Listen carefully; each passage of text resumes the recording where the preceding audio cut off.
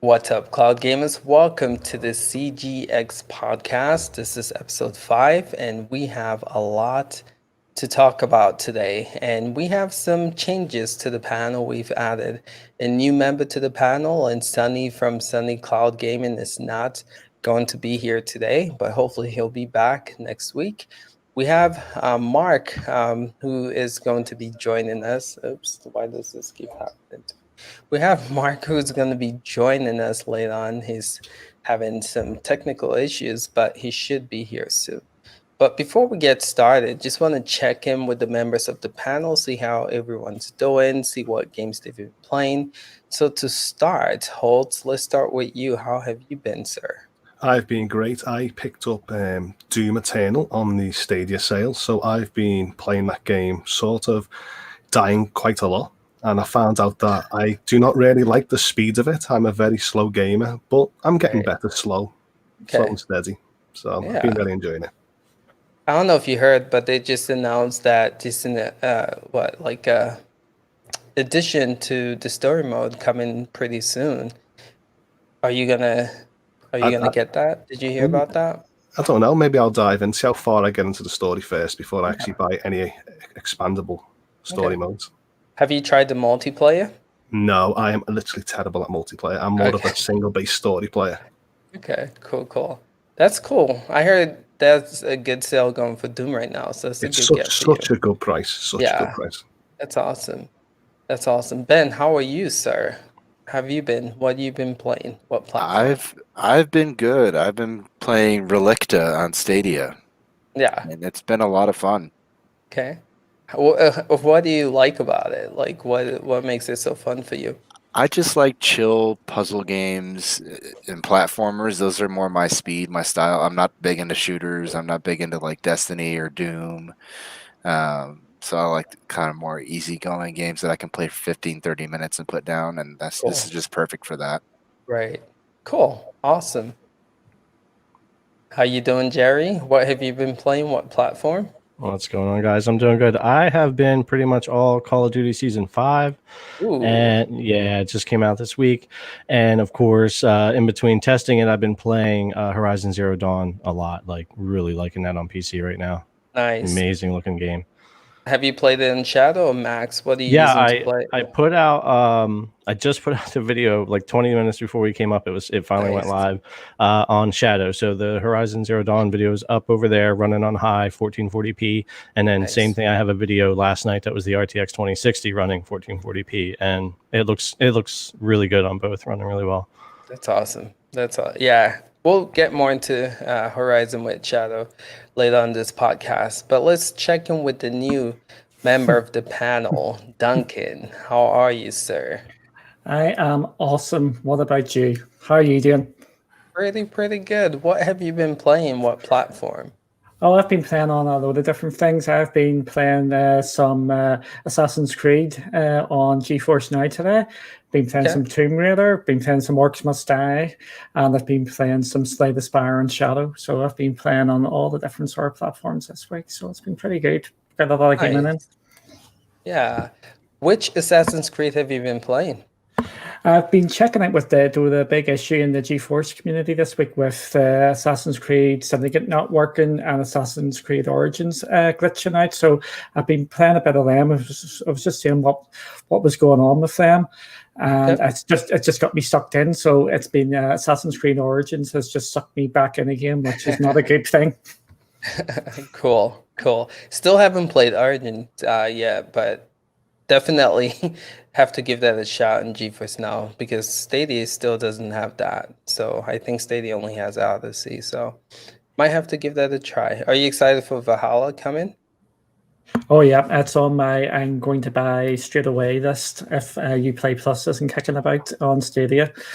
But but yeah, I'm going to be getting that day one somehow.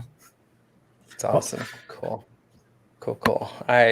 I don't see Mark yet, so we're just gonna hop right in. Whenever he hops on, we'll just slide him into this podcast. All right, so we're gonna start with the Stadia news, and my goodness, so much to talk about for Stadia this week, right? So let's begin with Borderlands free-to-play weekend. And that is something that started on Thursday, right, from 9 a.m. Pacific time, and it ends Sunday at 12 p.m.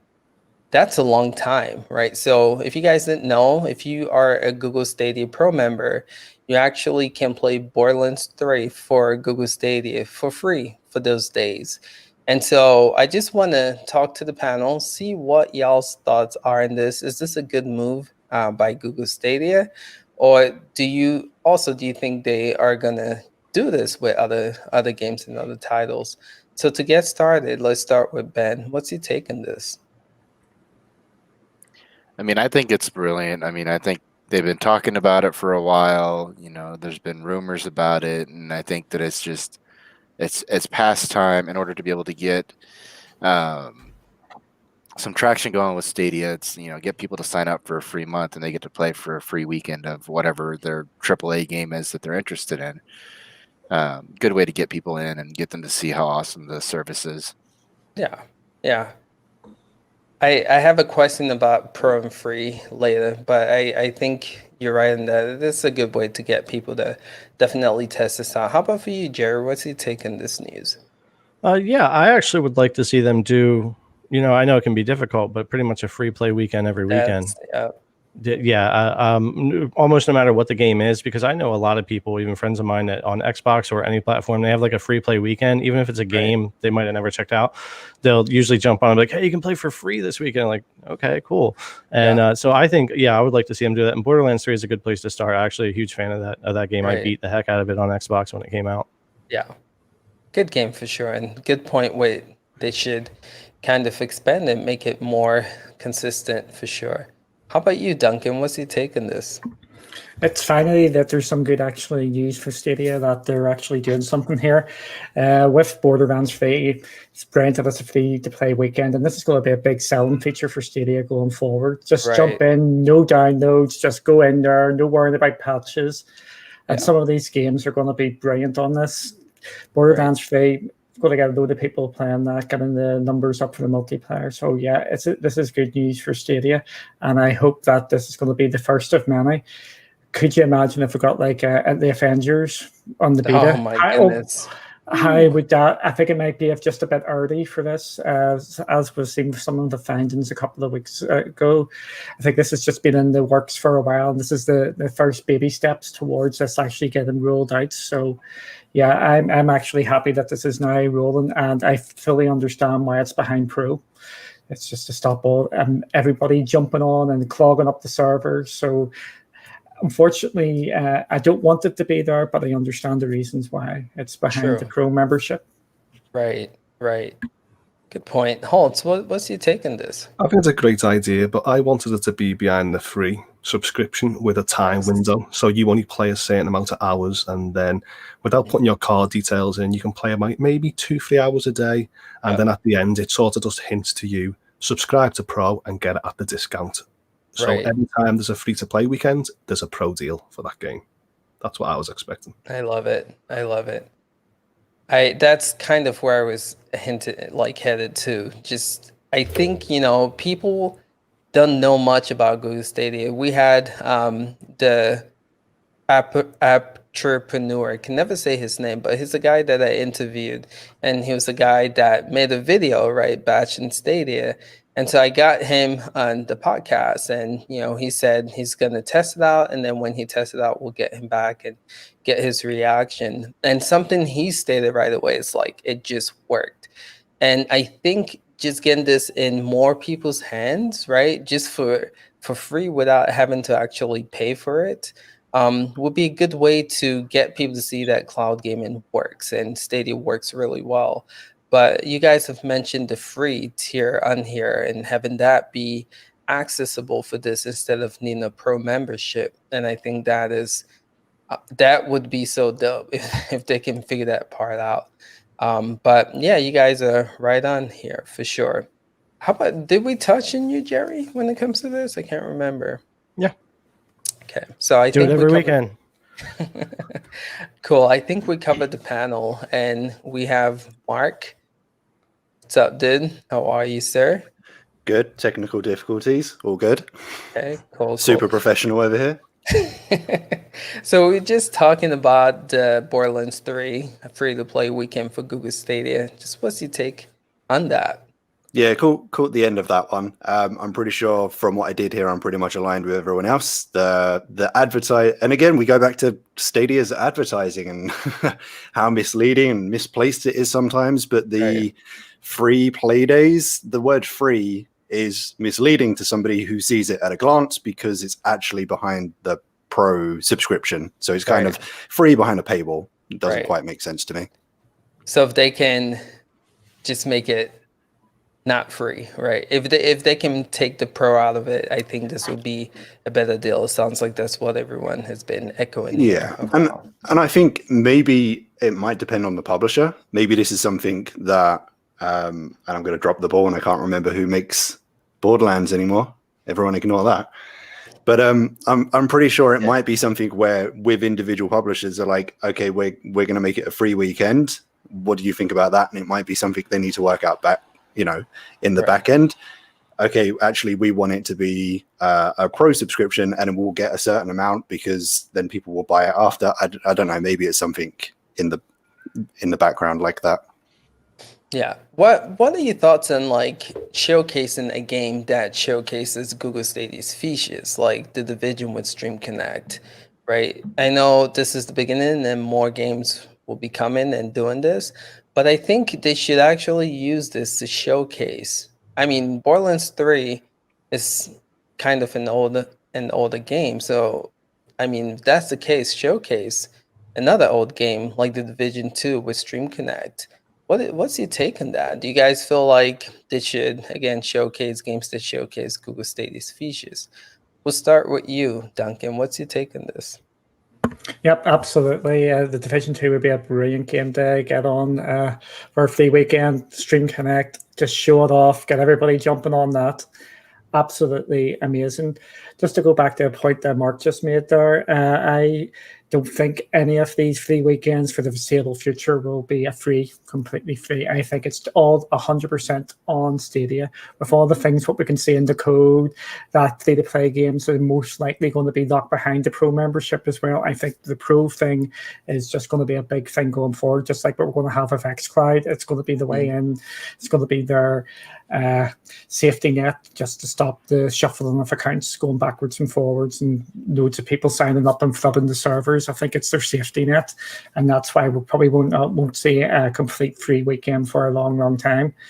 But the Division 2 would be the standout game for a free weekend just to showcase everything going. Plus, the best thing about that as well, it's got cross-play as well, so there'll always be someone about there. So there'll always be people in the multiplayer and people playing. Right. True. Jerry, what's your take on this? Yeah, like literally everything Duncan just said. Right. Basically, for sure. And the Division 2, of course, because that's what I was going to say. It's almost the only game with real cross-play, cross-save. It's something that goes to Recon Breakpoint. Unfortunately, it's just killed that game on Stadia because there's no cross-play. So that would be a great one to showcase those features on. And, of course, I always say I want to see a lot more state share as well, and I would like to see that in that game because that would be really cool. True. Okay. Holtz, what's your take on this? Say, if they're going to demonstrate Stadia's features, I just wanted it to be focused on the multiplayer aspects. I never wanted it to be free to play for the single player. So if you can just get people to, click a link and start playing Mortal Kombat, to Division 2, Destiny 2, I think it'll be a great idea to populate the community of the game. Okay. Good. That's a good point. But just, don't let them play the single player, because if someone can run through that game, there's no incentive to buy the game. True. Good point. Ben, what's your take on this? I mean, personally, I think that it was kind of a missed. Like, I think Borderlands 3 is awesome. I love the game.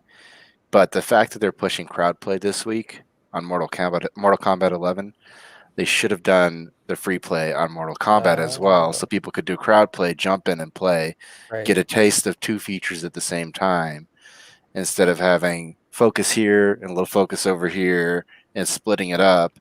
They should have just marketed Mortal Kombat and just have everybody dive in. But that's, in my opinion. It's Google PR again, not communicating Stadia. with one another, right? Yeah, it's crazy. Okay, anyone else want to add to this before we move on to the next segment? All right, so next news for Google Stadia. You guys have heard that Serious Sam officially got a release date for September 24th.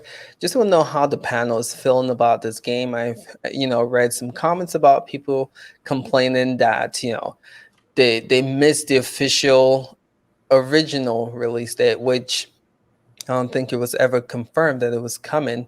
I think some people were speculating that it was coming in August. But again, what's your take on this? Are you guys excited for September 24th? Are you guys even excited for Series Sam 4? Let's get just what your reaction is to this. Start with Mark. What's your take on this? Serious Sam 4 itself could take or miss. I enjoyed it's just the original Serious Sam that's on Stadia at the moment. I think so. That I enjoyed that. I played that for probably a couple of hours and it was okay. The thing about this one, this is exactly, I guess, what we've all been saying that Stadia needed to do for a while, which is flash the Google cache and get hold of some of these exclusives, albeit this one is only timed. They haven't been able to lock it down for this foreseeable future, but they do get it before the other platforms, which are getting it in 2021. This is exactly the type of move we've said that they need to be doing. And now it's weirdly conflicting because all it's done is pissed people off and maybe turned them against Stadia a little bit. So I don't know how they can come out ahead anymore. Yeah. Just curious, what do you think people are upset about with this release? This one, I think it's people on other platforms were mainly discouraged about the fact that they wouldn't get to play it, as soon as other people. Right. Okay. True. What's your take on this, Jerry? Yeah, the people get mad every time there's a timed exclusive. It's been happening since Xbox 360 and on. I mean, they used to get all the Call of Duty maps first on 360 for like a month before you could get them anywhere else, and everybody would be complaining about it. Stadia has no real exclusives of its own that are heavy hitters to pull anyone in, and until they have some ready, they're going to have to pay for timed exclusives. I don't think any company right now is going to put the amount of time and effort and money into creating a game and then just letting Stadia have it as an exclusive unless they pay a lot of money, because there's billions of other players to reach out there and there's only so many on Stadia. But I think it's cool for them, but I don't know that Serious Sam 4 is a game that's like, okay, that's timed exclusive, I can only play it on Stadia, I'm going to go sign up for Stadia. It's cool, but it's not a heavy hitter, and with so many awesome games coming out soon, that's kind of tough. Good point. Let's hear from Ben. What's your take on this, man?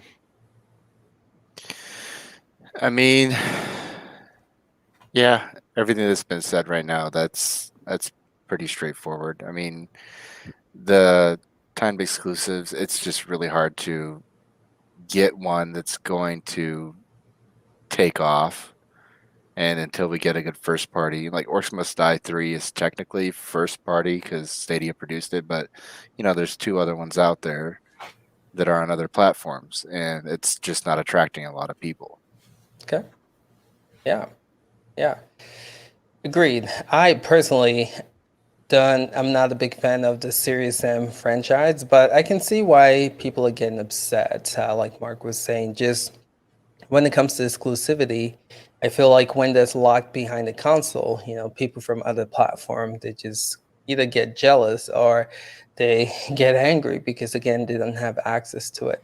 But I do think that, like Mark was saying also, we've been wanting Google Stadia to shell out cash to get exclusive titles. And this overall, I think is a good get for Google Stadia. It's going to be interesting if this strategy continues, right, to where they'll either pay for time exclusive or just pay for full exclusive to the games. So let's see. This would be good to just monitor and see how it goes going forward. Anyone else want to add to this before we move to the next? I'd rather delay it than actually release a game that's unfinished, so they can take more love to polish it up and sort of max out the settings they've got to offer the best experience on Stadia. But part of me agrees that delaying it late September makes me feel like if that was a game with all the other 4 games, I won't be playing it anytime soon. it'll be totally overshadowed. Yeah, In for August, sure. within August, there was barely nothing to play. Like, what, at the end, Windbound maybe. So you look at Stadia and you go, okay, I could have played that in that time. But when it comes to fall titles, I think a lot of people are going to say, I'd rather wait until it's the definitive edition on PlayStation 4 or Right. PlayStation 5 Right. or Xbox. I think that's what they're going to say. Yeah. Yeah, I'll just butt in as well. I think the biggest thing as well is this is compounded with Baldur's Gate 3 being delayed or sort of delayed into September as well. So they were the 2 big games what we're looking forward to in August in Stadia, and both of them have been sort of shuffled about into September and into the no man's land. Unfortunately for me, I think Serious Sam is now going to fall into that lovely, it's going to be a pro game at some stage. Unfortunately for the developer, I think a lot of people are just going to hold off until it's a freebie. Okay. Yeah. Well, Go ahead. It's like that, what's that effect called? The Osborne effect. I think what we see on Stadia, I think a lot of people are seeing, like, we got Serious Sam as a pro game, the collection. So we're all thinking, well, they've already released news. They shouldn't have released it yet, the news about it. And now we're all thinking, well, if we wait a few months while we play our fall games, I'm pretty sure it'll be a pro game for March. That's what everyone's thinking. Yeah. Yeah. Speaking of pro games, do you guys feel like we might see this game as a pro game come release? Like they did with Optimus Die 3? What's your take? Just start with Duncan. Oh, I'm just shaking my head. I don't see it being a pro game to start off with, Okay. because we've already got Hitman and Hello Neighbor on top of the other already That's coming. true. Yeah. And we're obviously, not obviously, but I think it's a safe bet we're going to get some other wee games in there as well. But I don't see Serious Sam being a pro game until maybe the new year or when the exclusive period ends. Okay. Good point. What's your take on this, Jerry? Do you think this might be a pro game? Yeah, probably not for a little while, especially since they're paying for that exclusive time. There's some money to recoup there. They're not just going to all of a sudden throw it out there as yet another pro game, especially when they're still trying to get people into the service. I don't think they would do that yet. Okay. Took the words out of my mouth, Jerry. Yeah. I mean, this might, just saying, I think someone mentioned it, this might be a good game to do that whole free-to-play weekend thing with, right? I don't know, like, no, actually, I take that back. They might lose money for that to offer this as a free-to-play title. But I feel like people are hesitant to pay $60 for this game, especially like with the time when it's released in September 24th. I think by then we should have the Avengers, and then we're going to have some pretty cool pro games for September. So people shelling out $60 for Serious Sam 4. I don't know if this is going to be a thing that sells a lot on Google Stadia, but I feel like if people can play it and then, just get the chance to make that decision for themselves, it might be a good thing. But I don't know. What's your take on this, Holtz? Well, comparing a similar game like Doom Eternal, I think a lot of people are going to jump on band. Now it's actually reduced in price. So I think a lot of people will, it doesn't become free for pro subscribers. I actually do think a lot of people will wait until it drops in price. True. I agree. I think people are willing to play it, and I think they're willing to support Stadia, but not at a full $60. Yeah, I agree. Now, do you guys think, this is the last thing I'm going to say about this game, we'll move on but do you guys think this game might actually be $60? Do we actually know what the price of this game might be? I again, like you were saying, Holtz, if this game was $60, I don't know if it'll sell. But if it's like, $39.99, $40, so $29.99, $30 might not be that low. But I think that might move compared to 60. Just what's your take on this? Start with Jerry. Well, I was trying to look some stuff up for you real quick too while we're doing it. Now, the old Steam pre-order that somebody was talking about was like $39.99, and that's what I was looking at. I'm not sure. This could fall anywhere from $39 to $59. We're assuming 60, but don't be surprised to see it come in less than that. Okay. Yeah. And if it goes 39, I think that would actually sell. That's $30. I think that would be an appropriate pricing on it. Yeah, it feels right. That feels better. Yeah, I think so. I think so. That but $40 for this, I feel like it's reasonable. And it's kind of a bummer because I know like people really like this franchise and series, but I personally don't consider this like a AAA series. So to price it at that point, again, I don't think it's going to be units like that. But okay, so any other thing before I move on? Series Sam, you guys, anyone can hop on and say something. Do I? Yeah, Okay, yeah, just on that last point, like you said, if this is priced the same as a AAA, and somebody in a month's time goes to the Stadia store and they're side by side and they're looking at Marvel's Avengers for like $50 and Serious Sam $50, it's right, an easy choice where somebody's going to put their money. So exactly, it's definitely going to come in lower. right, right. So Well, and let's go ahead. I think that the timed exclusive is actually brilliant compared to, that's going to be their only way to really get much sales on it at all from the small fandom that it has. Yeah, Maybe small. I don't know. I've never played the games, but getting people in now to a couple of months before all the major AAA titles hit. That's their smartest play. yeah. They might put it as a pro game once Valhalla and Cyberpunk and everything else comes out, but I don't see it happening before that at all. So realistically, just gonna ask the panel, if Orcs Must Die would have, came out to where it wasn't a free to play game and you actually had to pay for it, what would be a good price for a game like that for Google Stadia? Just start with Mark. What would you be comfortable paying for Orcs Must Die 3? I'm thinking where it sits in terms of, you couldn't classify it as a AAA comfortably, max probably about $30 for me.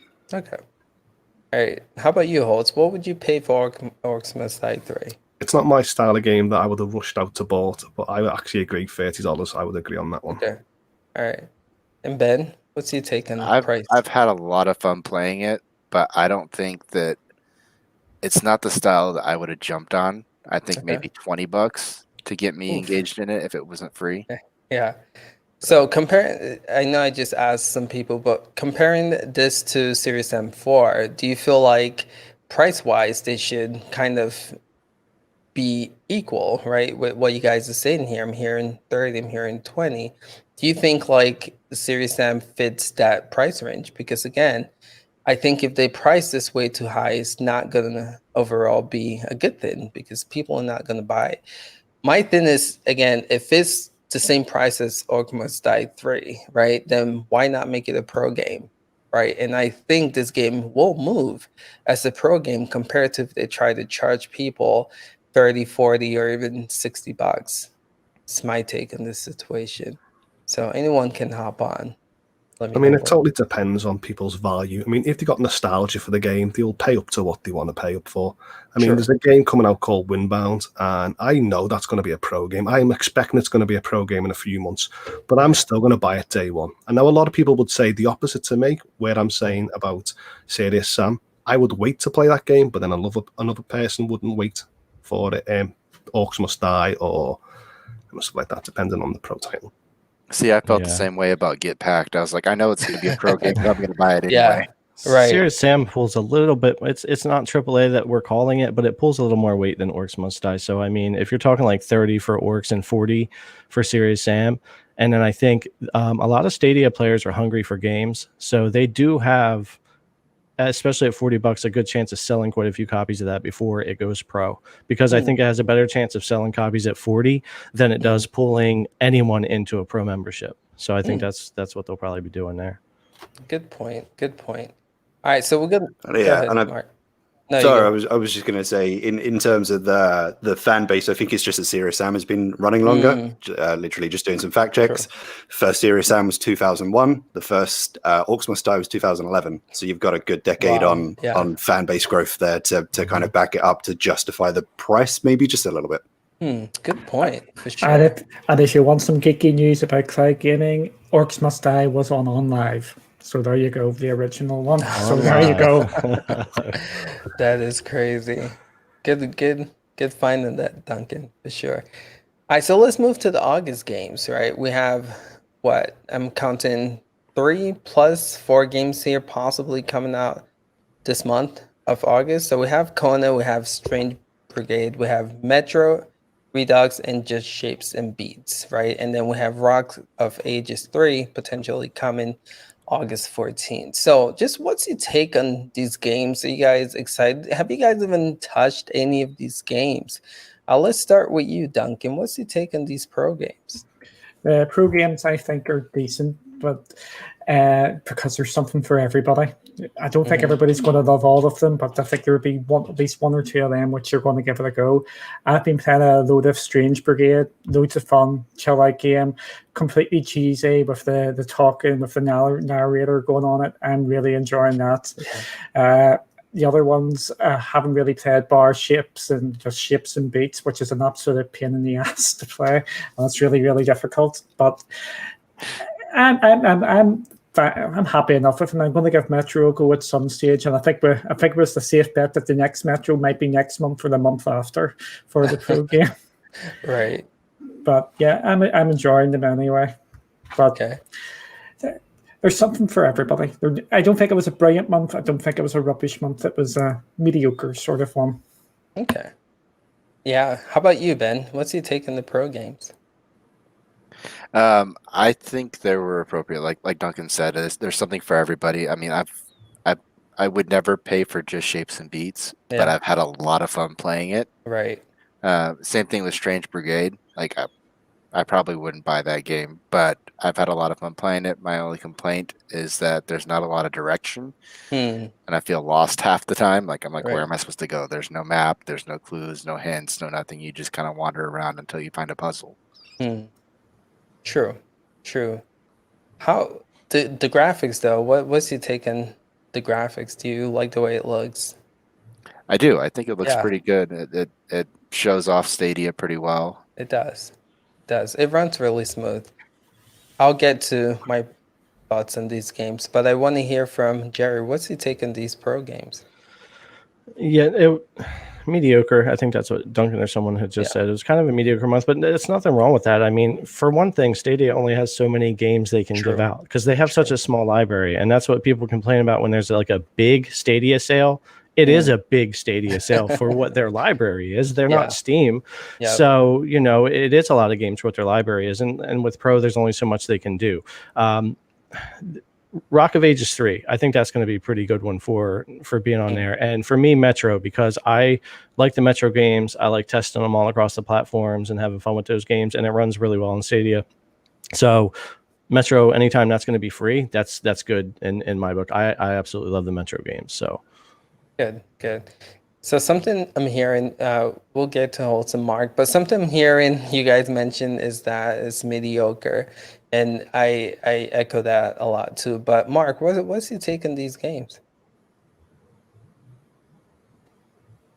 There we go. I kind of agree. It's a decent selection, like we were saying. So there's one title in there at least somebody's gonna kind of relate to a little bit, if not all of them.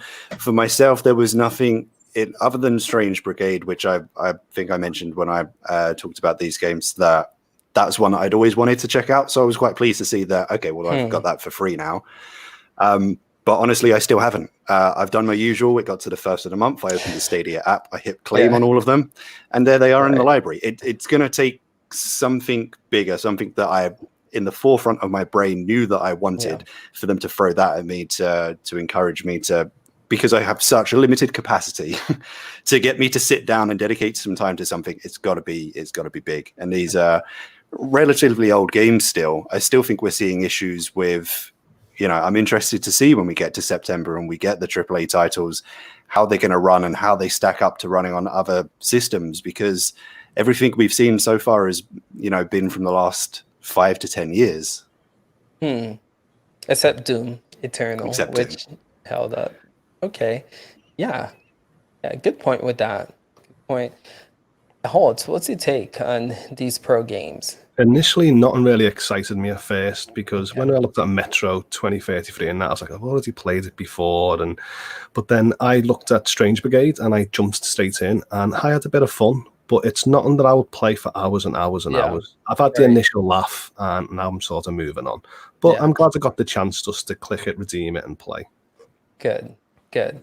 Yeah, I feel like these games that they put in on, again, it's not, something that's going to make you run and sign up for Pro right away, but it's a good game. It's a good way to test these games out. And what I think is interesting is they bring in like new games to Stadia for Pro, which, goes to tell me that if these games were free, people probably would not pay for it. I don't think like a game like Conan Stream, because they are older games than other platforms which people probably already own.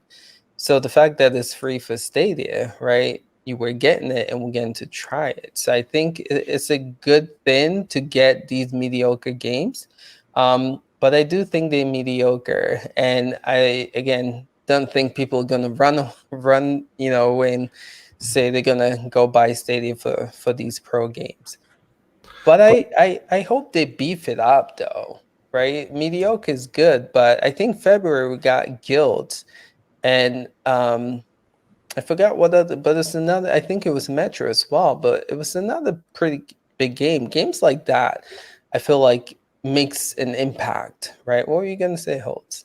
Now, there's a few games like Grid and Metro Exodus and all that a lot of people was made up for. But I think a lot of pro members are focusing on the quantity and the quantity in their library, not the quality. So when you speak to the average person, they go, I have got 40 plus games. And they're so excited they got 40. And you go, how many are you excited for? And you go, 6.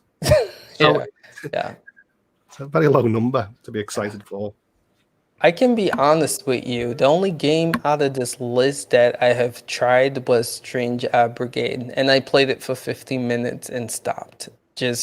And honestly speaking, I don't, unless my daughter wants to play Kona, and no, she's not playing Kona.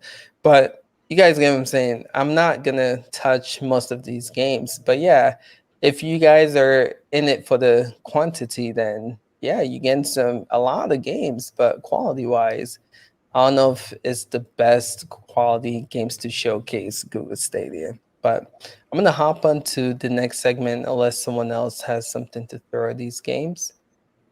All right, so Relicta is available in Stadia, and I'm going to go straight to Ben because I know he is the one that's been playing a lot of this. So what's your take on this game? How are you liking it so far? I mean, I love it. I think it's great. I mean, I think the price on it is very reasonable. Otherwise, I wouldn't have bought it. I do think there's a strong chance it'll be a pro game in 3 or 4 months. It plays a lot like the Turing test, but I think the graphics look a little bit better. There's more colors in it, so it's more of a pretty game to play. Right. What's your thoughts on the way it was just stealth dropped, right? They just announced, I think it was Tuesday or Wednesday, like, all right, this is available for Google State. Do you like that approach, or do you want them to build hype for these games that is still drop? I don't know. They showed it off, and I pretty much, once Sonny posted a video of him playing it, I was like, okay, I'm buying this game. It didn't take too much convincing for me, but I like puzzle games and platformers and stuff like that. So cool. All right, Jerry, what's your take on Reluctant Stadia? I don't have a big take on the game because I haven't played it. I've watched trailers of it, and I did watch Sonny playing it, and I could tell it wasn't necessarily a game for me to put the money out. If it was on Pro, I'd definitely check it out because I'll pretty much open up and check out any free game given to me. Right. We often get in this perspective nowadays that we're supposed to be getting all these free games, and it wasn't that few years ago where free games weren't even heard of yet. You didn't even really have all these subscriptions and free games and everything. I mean, there was a time I went and bought every single game that I ever had. They almost didn't exist. So sometimes we get a little harsh when it comes to the free game thing because they are still free games for a lot of people. As far as that game, no, I don't have a lot to say other than I'm glad to see more new releases come to Stadia, and I want to see a lot more of that for the platform, more new releases. And just one thing, can anyone tell me where is Warzone? I've been waiting this whole time during the Stadia news. Where is Warzone? Does anybody know a rumor? Does anybody know why it's not there? It would do more for Stadia than most people know. You talking about Call of Duty Warzone, yes. Right? Yeah. Yes. Yeah, I guess we can ask the same question where it's Fortnite too, because I feel like maybe that game would do. So I was Yeah, I was literally just going to say, I'm pretty sure we can apply Tim Sweeney's answer for Fortnite to Call of Duty Warzone in just the, especially with the size of those updates. Imagine constantly trying to have to keep that, updated and patched on an additional platform where, again, what Tim said was where the player base isn't quite there yet to warrant that amount of dedication and time for their team. Right. Sure. That's where it makes you wonder about where the Google money's going, because we're not seeing big first-party exclusives yet. We see these little timed exclusives, but we're not seeing big things like Fortnite or Warzone or whatever come. There is a small player base, and they're not going to just bring the game to you. But why is Google not out there saying you will bring the game here? Here's the make it happen, because then you grow your player base. It doesn't go the other way around. It doesn't work the other way around. Yeah, it's an interesting point because they definitely, it's Google. They've got the money. Why isn't it just a case of, come on, Tim, let's sit down. How much is it going to cost you to support an additional platform? Yeah. Okay, well, here you go, and get it on there because we need the game. We need the players. That's what consoles do when they're new releasing, and they're going to have a small player base a lot of times in the beginning. They shell out the money to get the games to bring them. That's just kind of what you got to do. But it's big upfront cost for long-term reward. Yeah. True. Google's playing a slow marathon game. They're just not in a rush to get that stuff there. Yeah, I agree with Jerry. I think that bring Warzone and players will come, especially if they never have to update it again, and it's just always ready to play. No more hard drive space because that game is massive. Yes, huge. I mean, Stadia. Players would flock in numbers to Stadia to not have to do that. Absolutely. It's an investment, but it's an investment that could be worthwhile. Yeah. And I think like a game like Fortnite too. I know people on this panel not the biggest fans, but the constant update that game gets, right? You log in, there's an update. You log in, there's an update. The fact that is all, done in the background where you can just log in and get right into your game. I feel like that's also a huge, benefit for Stadia. If it does ever come to Stadia, for sure. But yeah, we went from Relicta to Warzone and Fortnite. Sorry about that. I just had to say that stuff was on my mind with Stadia, so I just thought we'd throw it out there. But love it. I love it. I'll just start the conspiracy theories. I think Call of Duty is coming because of the YouTube deal, because they've paid because they've paid over the odds for that to get it on the Stadia, and as we've just seen over the last couple of days, click and play, join in people. Yeah. So I think that is going to be an absolute moneymaker going forward. And one wee tiny thing in Relicta is if you do not like swearing or swear words, you may want to skip that game because it's first. Yeah, there is quite a bit of that. I was watching, I think it was Sunny's videos, like, oh my goodness, wow. Yeah. True. Good point on that, Duncan. No, Duncan, I agree with what you said. Now, I think that do you think any of that has to do with how successful the mobile Call of Duty game has been on the Google Play Store? Yep, there could be. I think they're not stupid people over in Google, even though we think they're all stupid, not doing what we're saying. You have to do what's they've got so many smart people. I think they know the numbers, and I think they're just going to be hitting the key the key games that they're going for, and tying up Activision Blizzard to this massive deal. Remember, it wasn't just Call of Duty coming to YouTube; it's Activision Blizzard. So some of the World of Warcraft or the Hearthstone, etc. I think it's just a matter of time. The rest of them games coming. I remember we've got our first Activision game coming, and one thing you're going to have to get used to. I struggle with names. Suikoden, Shadows May Die Twice. Yeah. That's an Activision game. So Activision have now entered the frame for Stadia. So I don't think Call of Duty is maybe that far off. Yeah, that's true. They publish in that game, right? So are they I think Sekiro, right? Are they publishing that or Yep, they are. That's a big deal. That's a big deal. You're right on that. It just opens the floodgate of potential Activision games coming, Blizzard games as well. Cool. All right, so let's move to the next segment. Can I say just get in this? Because I was actually going to say about Relicta that I welcome more Get Puzzle games coming to Stadia, and this game doesn't interest me, but it would interest me if they dropped the feature for Google Assistant help. Like for puzzle hints. I thought Yeah. that would be a great Oh, feature to drop with that game. that's That would be true. awesome. That's Just be true. like, I'm say, terrible at hey, puzzles. I Google, I'm swear. stuck. Yeah, I'm terrible. Go ahead. And I'm not sure if you know. I'm not sure if you guys follow Gem. Gem Stadia. Yeah. Yeah. He found more Google Assistant stuff, so it looks like it's coming soon-ish, I would say, in the code. So it may be coming a bit sooner than we expect. Nice. Yeah. By the way, if you guys haven't checked out Gem Stadia, do so, man. He does a lot of behind the scene work with like dissecting, right, the APKs and just find out what's coming, what's down the pipeline for Google Stadia.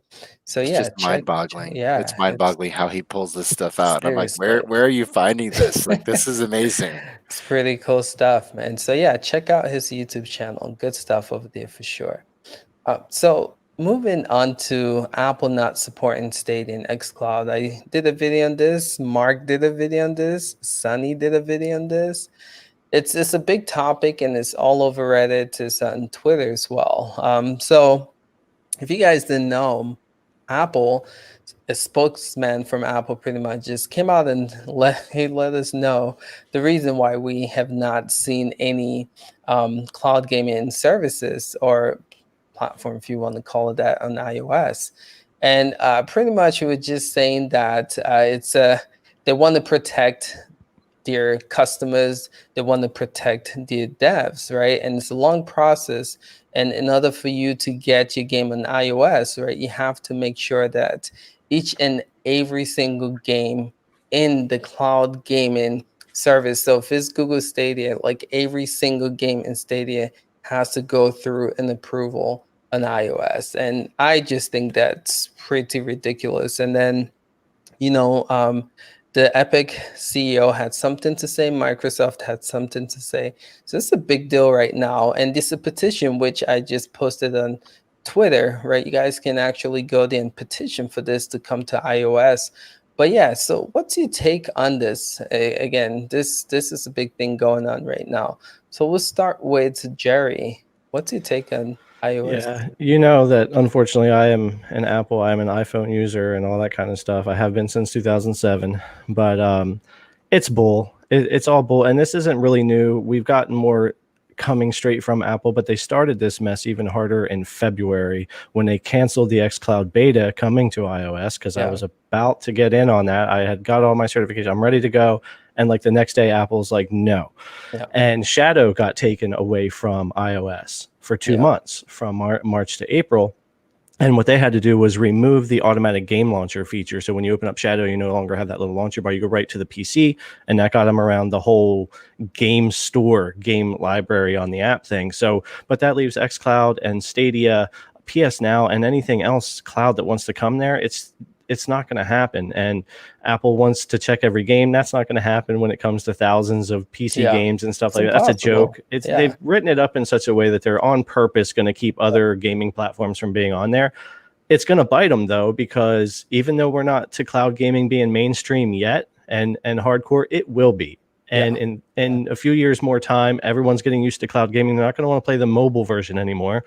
They're going to want to play the version on their phone, and then Apple's going to get hit hard on that. So it's karma. It'll come around, but I'm pretty unhappy about it. And I might have to get another phone to add to this phone because I don't want to get rid of my Apple phone, but I might have to get a secondary phone just to do that kind of stuff. So have like a just get the Note 20.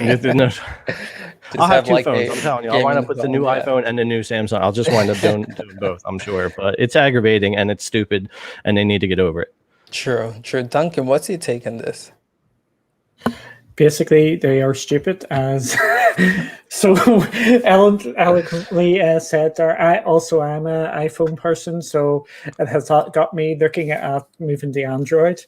I think it's not going to do them too much harm in the Western markets, where this is going to actually hit them really hard. It's in the emerging markets, which you're trying to get into, because that's where the mobile phone is king.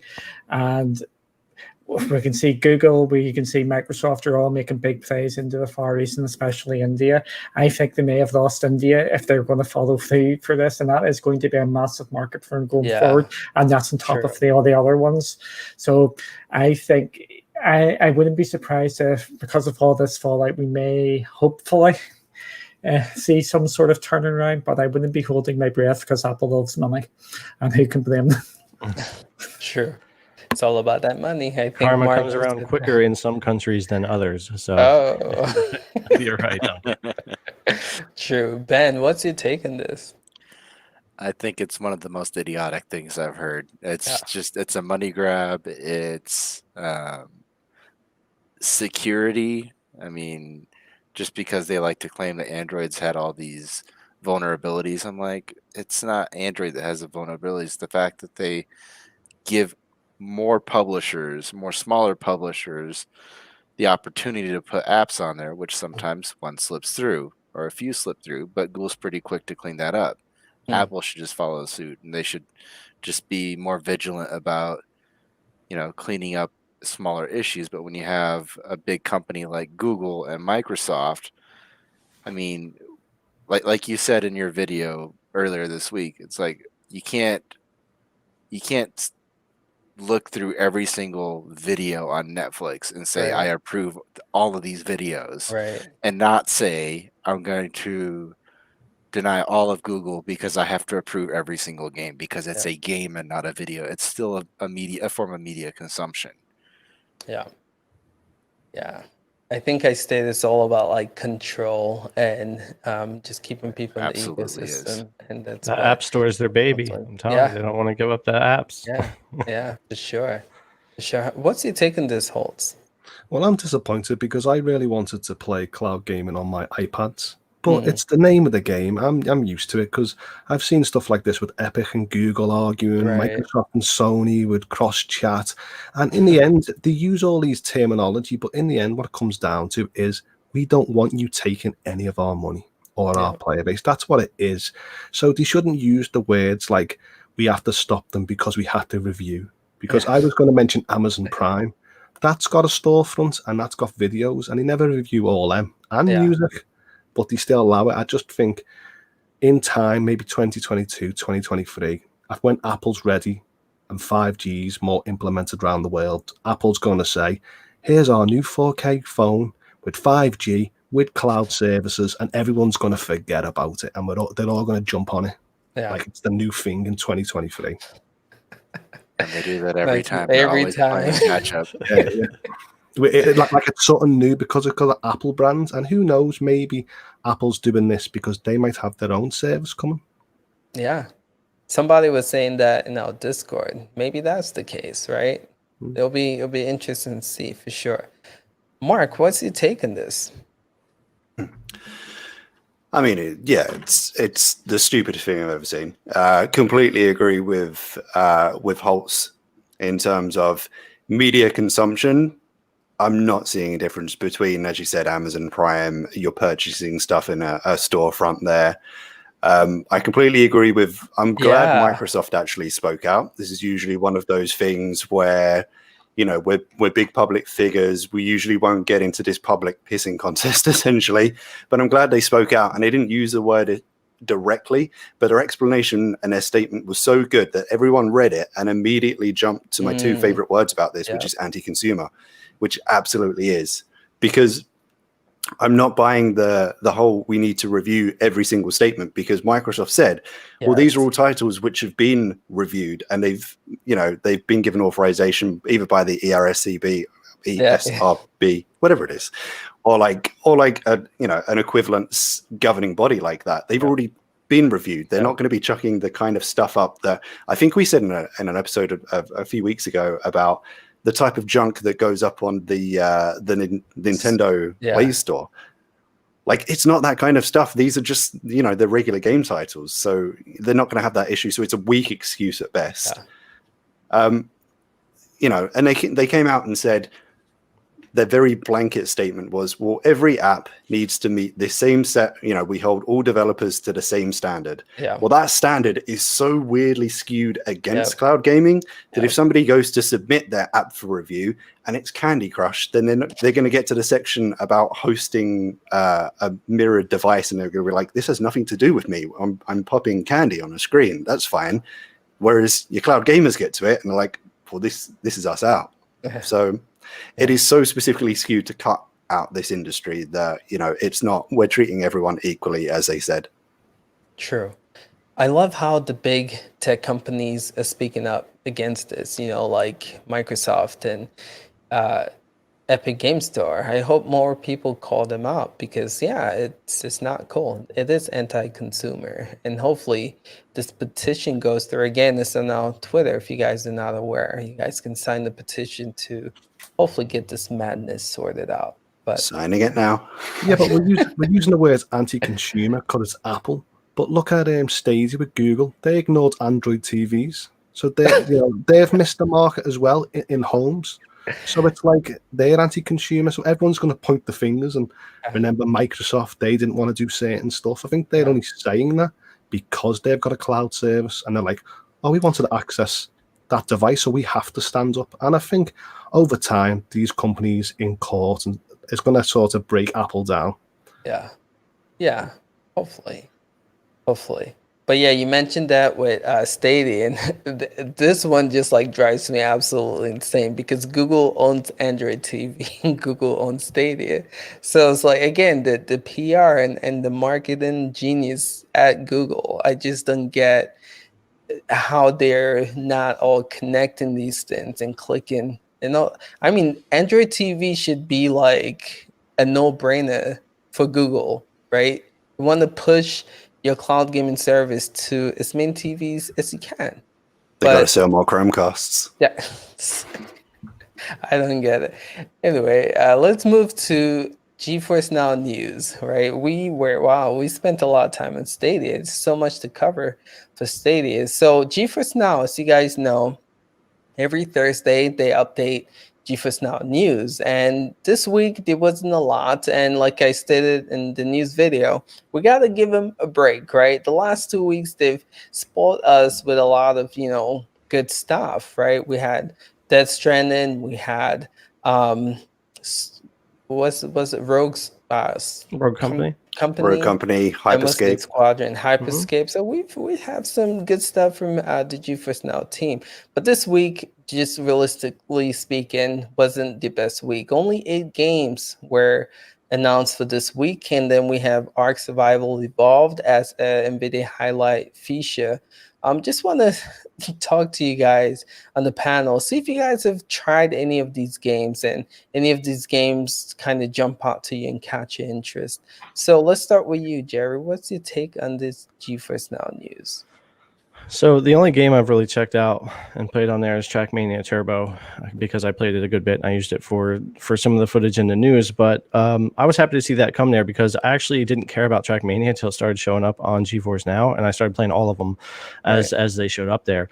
Yeah, it is a shorter week, but we have been getting game after game after game every week, and a lot of same day launches, which is good. It was kind of sucky that Horizon Zero Dawn's not on there right now, but it's also not running on a lot of VMs and different machines right now. So we got to give that one some time. It's not like Death Stranding. It's a little bit different. But really super hot and Just Cause 2 at Trackmania. I've gotten a lot of messages and some direct messages on Facebook and Twitter that people were actually really happy about these games, especially Just Cause 2. I think I had like 13 messages of people that were like, I can finally play my 10-year-old Just Cause 2 or something. So, I mean, it does help some people, even if we don't get that excited. And then another one I got a lot of messages about because people are always asking me about Ark Survival Evolved. For some reason, I don't play the game. Real life is enough of a survival game. I don't really get into those a lot. But the highlights feature, I must have had another 8 or 9, just quick messages like, wow, I'm really excited that feature's on here. So even though none of it was really for me, it did do a little bit for the community of Geforce Now. So that was exciting to see at least. That's pretty cool to see your take on that, right?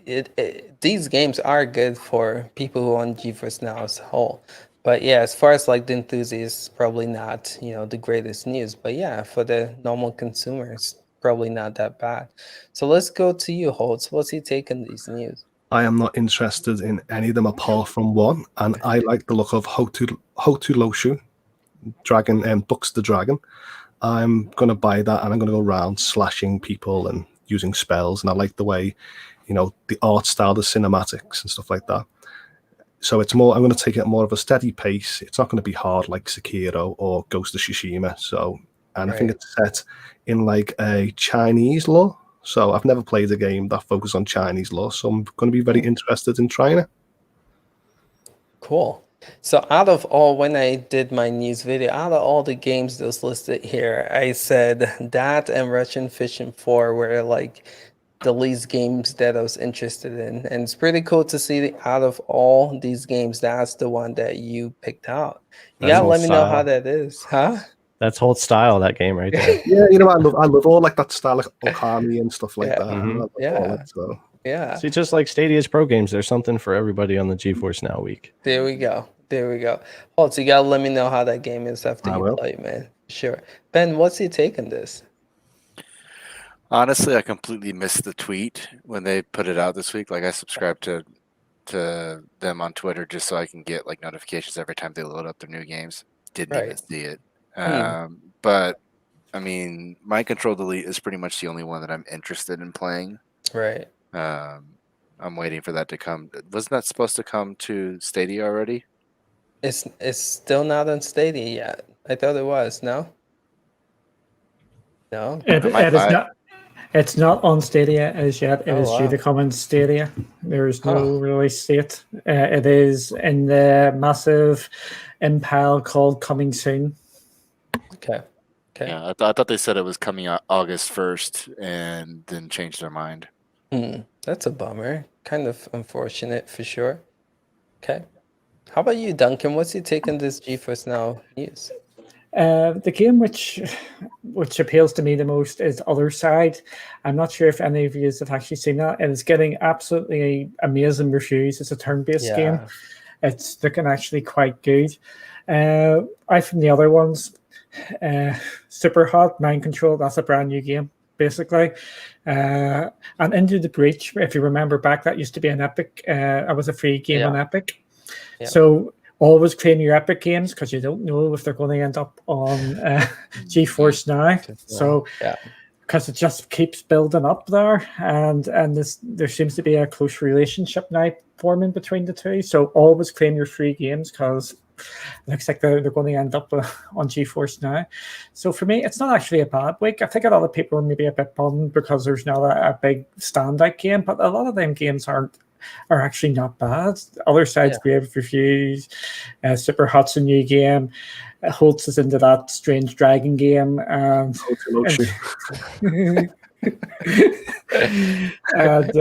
Into the Breach was free. Just Cause 2, as people have said here, it's got a lot of people are excited. It's a pretty good game. Trackmania, people want to play that. So I think it's not a bad game. And I know absolutely nothing about Russian Fishing 4, so someone can enlighten me in that. Right. That's true. Mark, what's your take on this? Yeah, I think the ones I called out, Other Side and Super Hot, just because they are new to the Steam and Epic Games platform. So it's just another good example that I think Other Side was about a week ago, Super Hot 2 weeks ago it came out.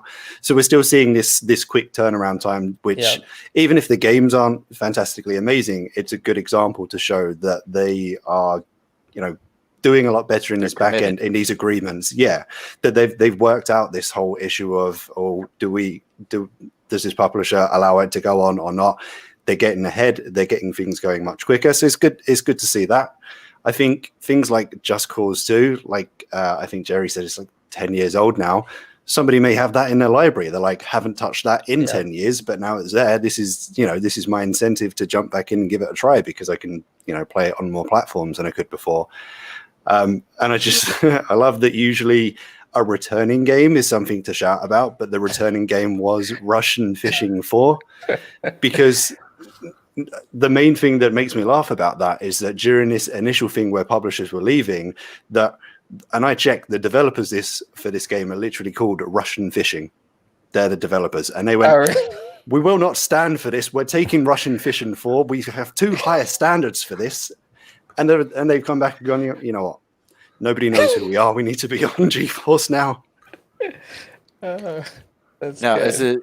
is it just me, or here, let me double check real quick before I open my mouth. Okay. All right. So I was able to play the Witcher games on my Shield, and I wasn't sure if it was just because it's GeForce Now on the Shield, or if they actually brought it back secretly and didn't tell anybody. But apparently, it's just a Shield thing because it's not showing up in my library. No, I do think The Witcher 3 is you can play it on GeForce Now. I've played it on But I my think Mac. it's just on the Shield. You sure? Pretty sure I Yeah, played it on my it's- Mac. it's In a not on day. my- not on my phone. Huh. I think it is available for more than just the Shield because I did play it The Witcher elsewhere 3 as shows well. up on my PC on GeForce Now Yeah. right now. Sweet. Okay. Yeah. But Yes, I that's do, one they brought back and didn't tell anybody. yeah. Like, I'm kind of surprised. Yeah, I do have to say though, Ben, if you guys didn't know, again, before GeForce Now is what it is now, they actually had a Google Stadia type of approach. They actually had their own individual store to where you can actually buy games and then you paid $6.99 a month, just like what Google Stadia is doing right now, right? And they actually, The Witcher was one of the showcase games for that when they were pushing it. And they actually offered that game at 4K, you know? And so you could actually back then play The Witcher 3 on the Nvidia Shield using GeForce Now at 4K. And so they stripped all of that away. So now it's just 1080p, which sucks because people actually got to experience that game at 4K. So I mean, you still have the AI upscaling on the Shield, which True, is nice, true. but it's Yeah. not the same. It's not 4K, but yeah, true. All right. So anyone else want to add to this GeForce Now news? Again, I probably will not be touching any of the games here. I'll wait for next week to see what they come up with. But sounds like, some of these games stand out to some people in the panel. So it's pretty cool again that they are reaching other people who are not like as passionate as we are with cloud gaming. So it's cool. So we're gonna hop right into the Xcloud news, right? So this is big this week. Xcloud, I feel like this week killed it. And you guys might ask why. Well, we finally have a release date for this service. We know it's not going to be called Xcloud. We know it's going to be called Game Pass, Game Streaming, something along those lines, right? So we know the price. We know what's going to be called. We know it's going to come with 100 games, and we know the release date. So a lot to unpack with all of this Xcloud news and these other things, right? With Samsung Note 20 Ultra that we're going to get into as well. But I just want to hear, let's talk about the official news of the release date, the pricing, and the games that are coming. Members of the panel, what's your take on the release date, the pricing? Let's start with Mark. What's your take on this? Yeah, I think we talked about this before. I think we're all in favor for what Microsoft is going for in general, which is they're not trying to sell devices anymore. They're trying to sell their entire ecosystem, Right. and this is the best way to do it. I think Phil, when he gave his sort of initial announcement of this, said, well, it's starting off in Ultimate because these are the people who play games. So these are the people we want at the forefront to give it a try, to give us that initial feedback, because it is, it's going from a beta to an official launch. That means there is potentially still going to be issues. So those are the people they want trying it first, your more dedicated people. And then eventually, they may work on the pricing model. Is it still part of this overall Ultimate package? Is there a lower price that they can go for, maybe $5 a month? Put it in nice competition with GeForce Now if you just wanted the streaming side of it. So definitely interested to see where it will go. I kind of want to see what these 100 games are, because that's what we had 100 games in the preview. So if they're the same games, I feel like there won't be much of an incentive to go back for everyone who was already part of that preview, especially if you now need to pay to get back into it. He's like, well, I had that for free before. So interested to see the swap around of games. If they throw in some even bigger stuff in there, just the incentive to jump into the Ultimate package, I think it'll be really interesting. Yeah, true. Good point. They do have to offer incentive. Again, they give this for people to try for a long time for free, and all of a sudden they're like, all right, now you have to pay $15. So good point with that. How about you, Duncan? What's your take on this news? Yep, it was as expected, and being tied the ultimate, sort of had the cat out from the bag last year at XO. I don't think they were actually meant to say it then. I'm happy enough with that, and they have confirmed that every game from Microsoft Studios is going straight into that. So, coming this year, you're going to have Halo in it. So there is a selling point if you're not in the Xbox ecosystem. And the comments that Phil Spencer has said already that they're looking at bringing in paid games into it as well, which is it's just going to make it even more appealing. And we already know that it's getting upgraded to Series X hardware next year. So Xcloud is looking the one to beat at this moment in time. So I'm actually excited to see where all this pans out from September, because I think it's really going to start kicking off and we're going to see everything going. Yeah. And we still haven't heard about what PlayStation is going to be doing, and I'm expecting that we're going to hear something about that in the next month or two and how that's going to tie into PlayStation 5. It is all going to go nuts, and it's going to be loads of fun for everybody. Yeah, good point. Good point. How about you, Holt? What's your take on this? When I watched the advert, I thought to myself, I give them a round of applause and went, now that's how you do a cloud gaming advert, Stadia. It's pretty good. I was really impressed. I was like, I'm really happy that whoever saw that is actually thinking to themselves, wait there, I have Game Pass Ultimate. That is something that I really want to try for the majority, because it's coming in free for the. But for me, I am not interested because I think it's too much of a high price. I have then the major 15 titles in that package I already own, and all I want is a lower tier to play them games and have access to my day one purchases from the Microsoft store. That's all I care. And at the moment, because it's tied to Game Pass, it's nothing that I would sort of run out and pay £15 for. And with the lack of iOS support, it makes me go because that's the platform that I play on. Yeah, true. Good point. Good point. How about you, Jared? What's your take on this?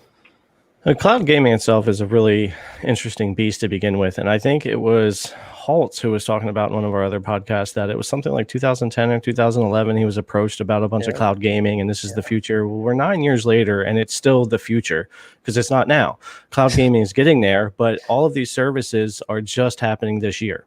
Sure, Stadia was late last year, but I called it beta at the time because that's what it felt like.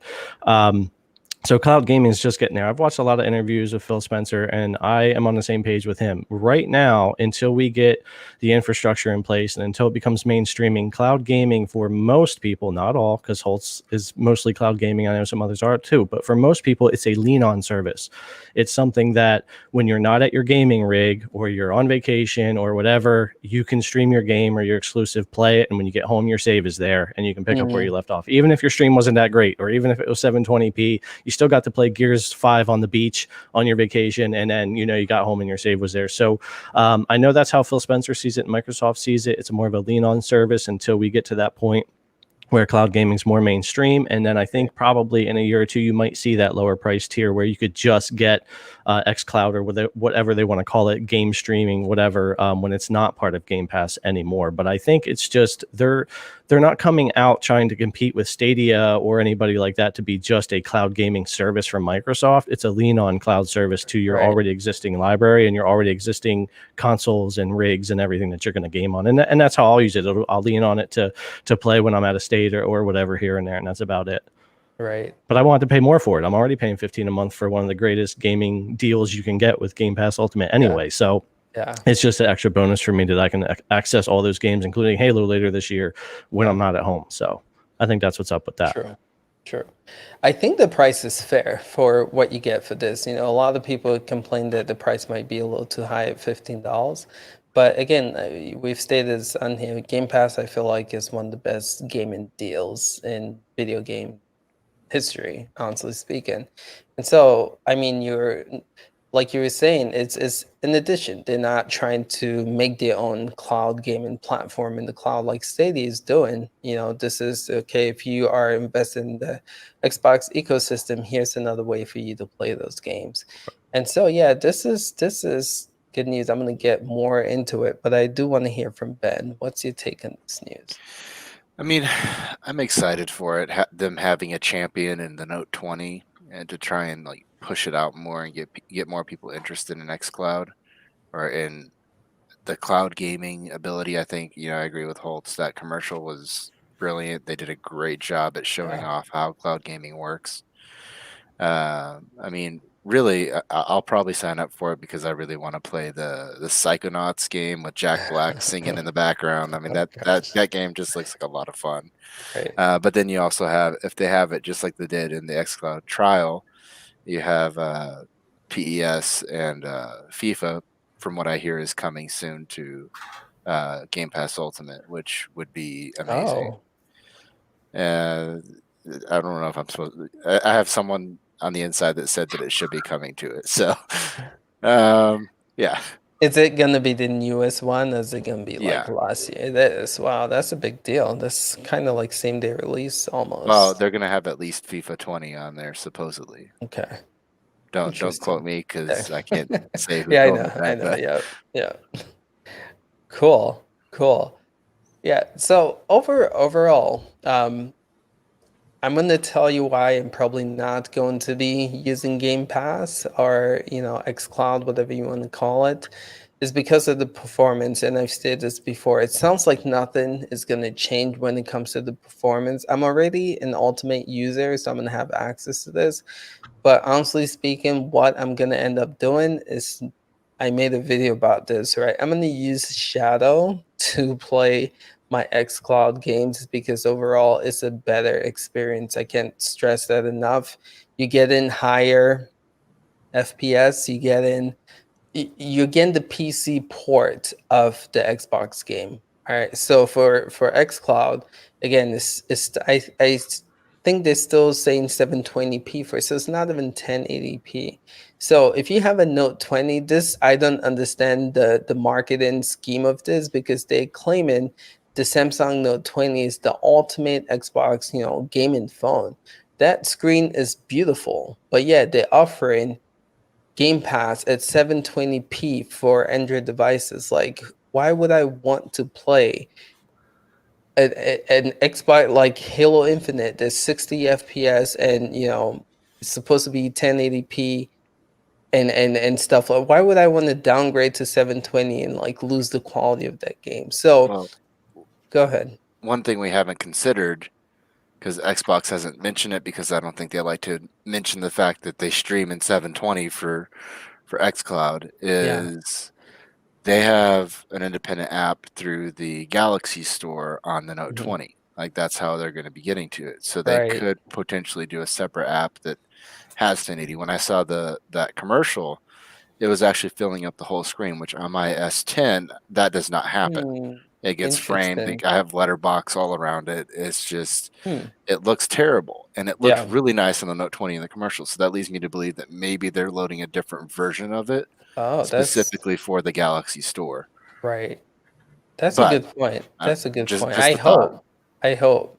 Right. And that would be a bummer if that's just limited to the Samsung Galaxy Note devices, right? Because again, this is going to be available for Android devices as a whole. So again, that's just my biggest thing with Xcloud right now. The performance is not the greatest, and they need to do something about the resolution.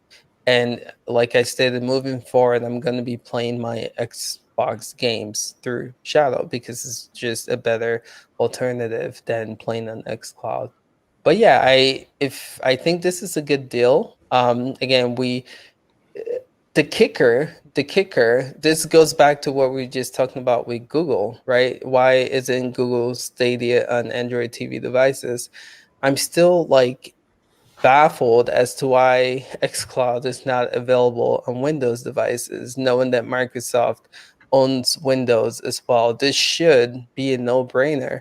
So we were making fun of Google. I think this is clear to point out for Well, I was Microsoft. going to as well. say, I wonder if Microsoft, with their messaging, they want a consumer-friendly message, is going to say, "Hey Google, know our Game Pass game service? Can we have it on your new Sabrina Chromecast on day one?" And everyone's going to go, "Ooh, yeah, Google, can you put it on?" And Google's going to go, maybe. So I wonder if all the cloud servers are going to attack each other because they want their app everywhere. The cloud gaming wars of 2021. Yeah. I don't think they will, and I think that's because Google is still in the hardware business too. And if they have additional reasons to sell hardware, even if it takes away from Stadia a little bit, which honestly, let's just be honest. You have the Microsoft people; they're going to be on it. They're not going to jump to Stadia, but they might buy the new Chromecast if they can play it on it. See, I love the small form factor. So if I can get a dongle like the new Sabrina Chromecast and it offers me all cloud services, it's a must purchase for me. That'll be good. That'll be good. But yeah, this again, the whole not being available for PC just blows my mind. I still can't figure that one out. But Duncan, did you touch up on the Xcloud news? I don't know if I called on you yet, but just what's your take on all of this? Yeah, you did call on me earlier, but my mind is all over the place. Don't be worried. I can add some bits and bobs in here. What was getting discussed. The PC app's coming as well. It's already in testing, so we know that's. Oh, is it? Yeah, and the PC app's on its way. And I wouldn't be expecting it to be on TVs until we get the 1080, because it's going to look horrible. And not horrible, maybe too strong of a word. It's not going to look pretty. 720p. So I think the 1080 stream is imminent. I think it's going to be coming by the end of the year, and we're going to see it. I think we're going to see it probably on Android TV, and I think it's a given. We're going to see it in Samsung TV built in as a built-in app, and you can just hook up your controller to it. So this Xcloud news is actually really big and significant. And what's getting me is this partnership with Samsung, because they're getting a cut, obviously, with the store. So they're going to be really, really pushing that to try and get people to do that, because that's going to be easy money for them going forward, and the amount of money they can make. The question is, we're talking about the games. We know it's around 30 games, which are coming, mostly Microsoft titles. Will Fortnite, will Call of Duty go on to that? There is the question. And if they do, that could be really significant going forward. Playing the full version of it on your phone, it could be tempting. That's a great idea. I mean, we can have another like cloud gaming wars like the consoles are having right now, with exclusive games coming to each platform. And the other thing to mention, I don't know if you guys watched the conference, but they stated that they are going to have an exclusive deal with Destiny too, right? Something about like you should be getting the newest expansion and other things. I mean, that's kind of what Google did with Stadia. So I wonder, if that was like a one-up kind of deal. But yeah, this is going to be interesting to see going forward how these cloud gaming services are going to compete with each other when it comes to like exclusive rights. I think the smart thing we're seeing with what Microsoft is doing is they're aware of the barrier into cloud gaming at the moment, and it's a thing stopping. This thing stopping, as Jerry said, why it's still the future and not now is for some people, the people who aren't into this stuff, it is just that entry barrier. So one thing I think they're doing is trying to make it as accessible to the mass audience as possible. So firstly, we've already talked about coming on the Note 20, arguably one of the biggest phones this year. The amount of hands that's going to put it into is, a win straight away. But also the controllers that they're doing as well. So people, once they've got it on their phone, the next step is, okay, but how do I play it? Is it touch controllers on the screen? That seems kind of awkward. I need a controller. Maybe I'm not already in this Microsoft ecosystem, so I don't have an Xbox controller. How am I going to play on this Game Right. Pass thing you've given me. Well, this is where they're pairing with, the Razer Kishi Xcloud edition and the Moga XP5 Xcloud edition.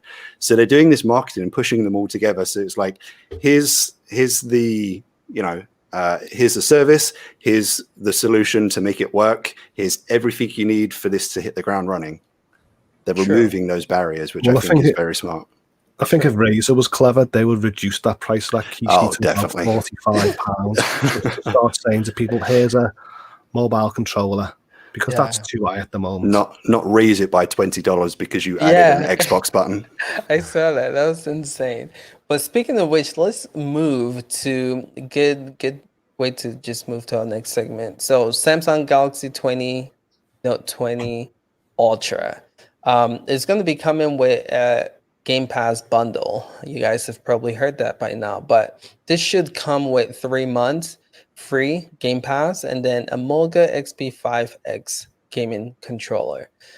What's your take on this news? I feel a certain way because we talked about this in the last podcast, and I was hoping like a year subscription. I don't know if 3 months is big enough.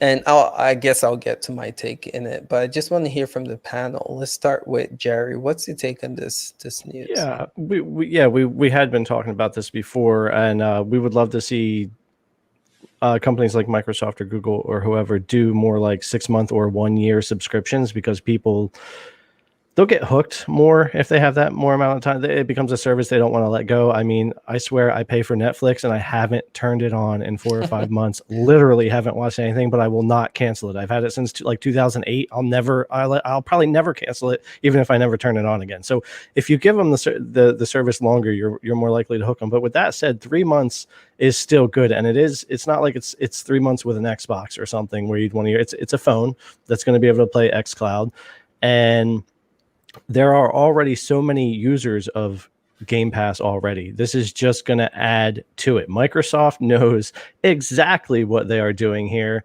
They're going to take the millions of Samsung phone users and turn them into temporary Game Pass users. Right. And even if a very small percentage of them stick, it just adds to the already growing player base that they've already got with Game Pass. I think it's a really genius move for them. I don't think Samsung gets hurt or helped by it in any way at all. Doesn't matter to them, but I think for Microsoft it's going to be really good, and it's just going to add even more people to Game Pass and let them check out Xcloud, and they're going to be showing it to their family and their friends and all kinds of stuff, and accessories are going to fly off the shelves as well. So I think Microsoft's probably going to make more money from cloud gaming than most people think they're going to make from cloud gaming, even if people aren't using their cloud gaming service for cloud gaming.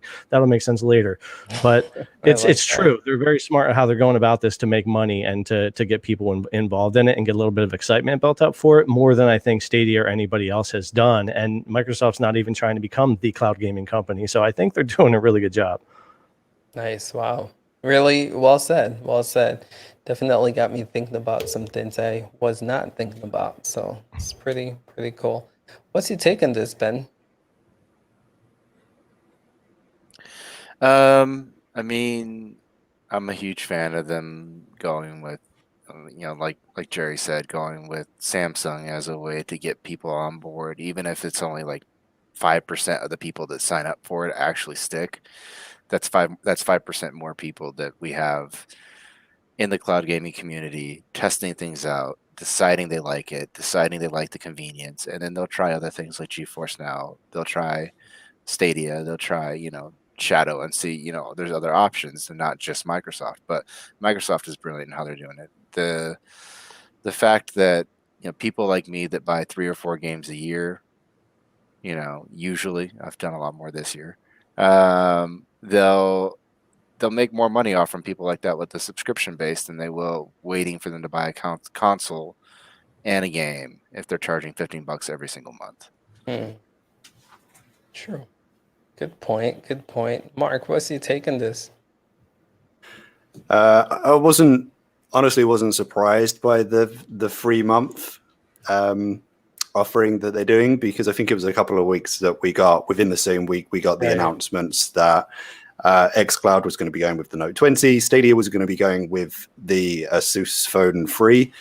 but they showed their cards immediately. So it was just, this is a pairing, and Asus was, this is a pairing with 3 months. Yeah. So they laid their cards out straight away. So I think we were just expecting, Xcloud or Game Pass, whatever we're going to call it now, to just match it. Maybe there was a chance they would one-up it by a couple of months.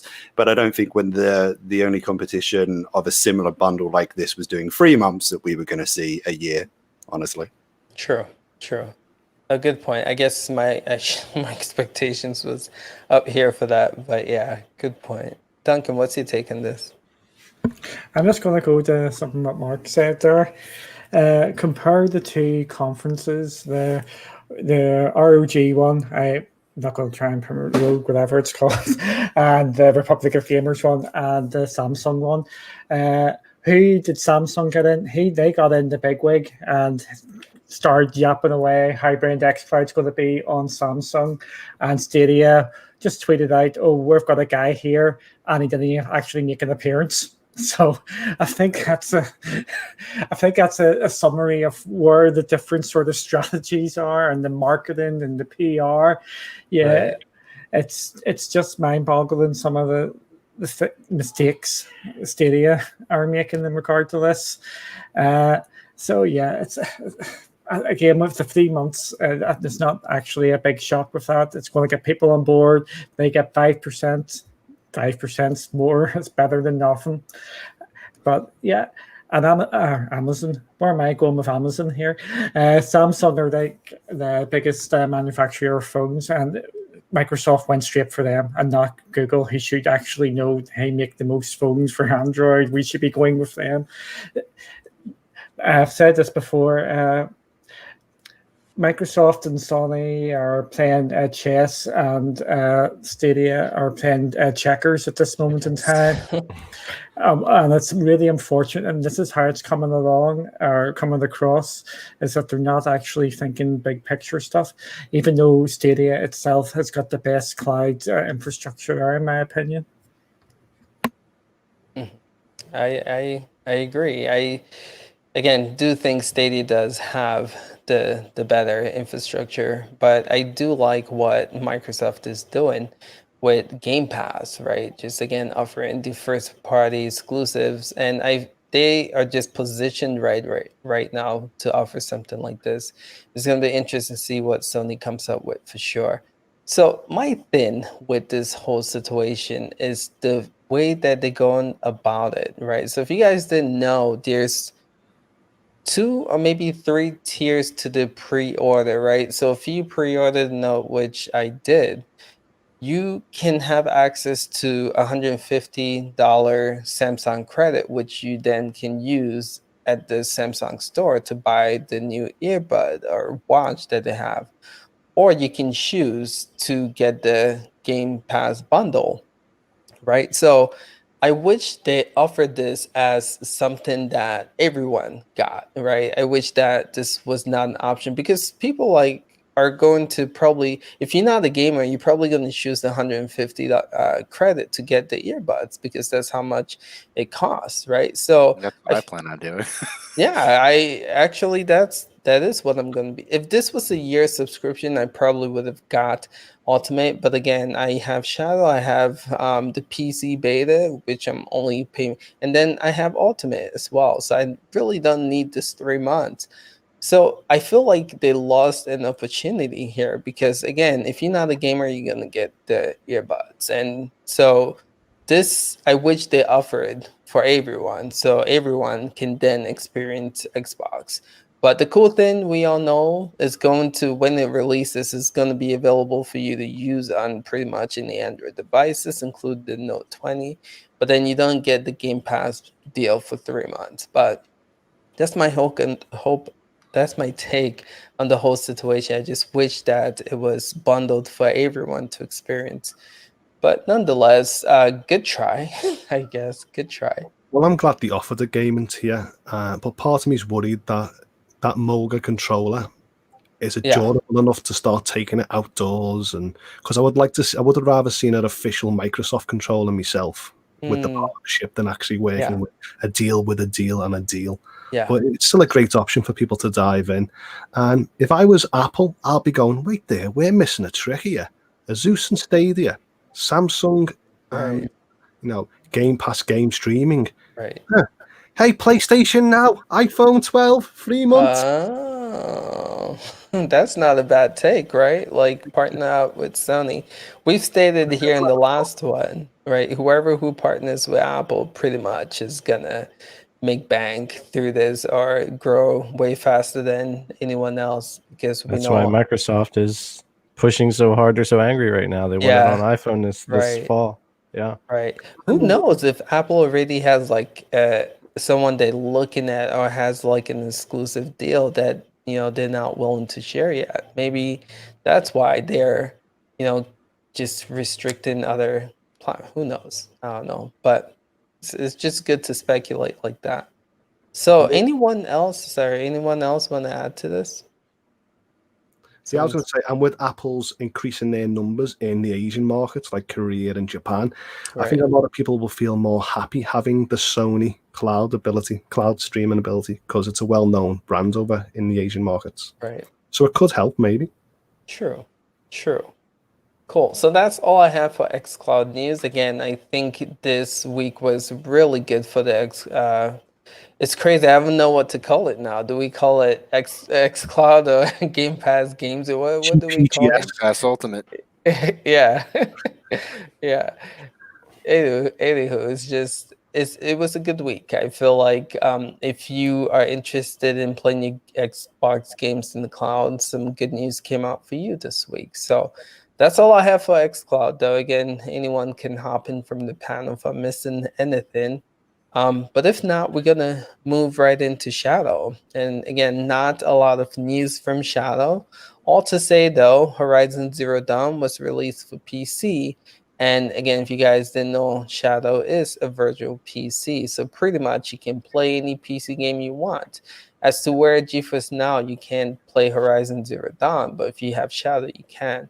So we're going to talk about that, see if anyone on this panel has played Horizon Zero Dawn for Shadow, and if so, how was that experience for you? So to start, I know, Jerry, you've been playing it for a little bit, right? How has it been for you? I've been playing Horizon on quite a few systems, but I do have about 2 hours in Shadow. I did a video on that today before the podcast, just to put up it playing on Shadow, and then I've got probably an hour in it last night on there as well, and it does great. Now I do all my gaming at 1440p. It would definitely run better on the boost package at 1080, but that's just does not look good for me on all my 1440p monitors.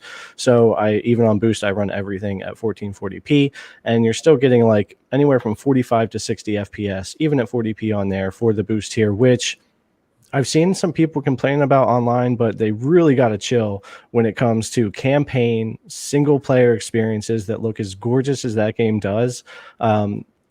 Running it at 100, 144, 165 FPS, number one, it would look great, but it's not really needed. And also, even a 2080 Ti is not going to get you 1440p, 144 hertz in Horizon Zero Dawn. So I was really happy with it. And what I'm looking for more in that game, especially when I play on Shadow, because Shadow Boost has some issues when it comes to the CPU power side of things. Even though it does get the job done, it's lacking a bit, and that's usually where the bottleneck is. And if you're getting micro stutters in your games or things like that, it's the CPU, not the GPU. So in Horizon Zero Dawn, on Shadow, and on all my other builds, zero micro stutters, zero issues with loading and you getting stuck and stuff like that. None of that happening. So even the Shadow Boost package was playing that game great at 1440p, pretty smooth, no issues at all, no crashes yet, nothing like that.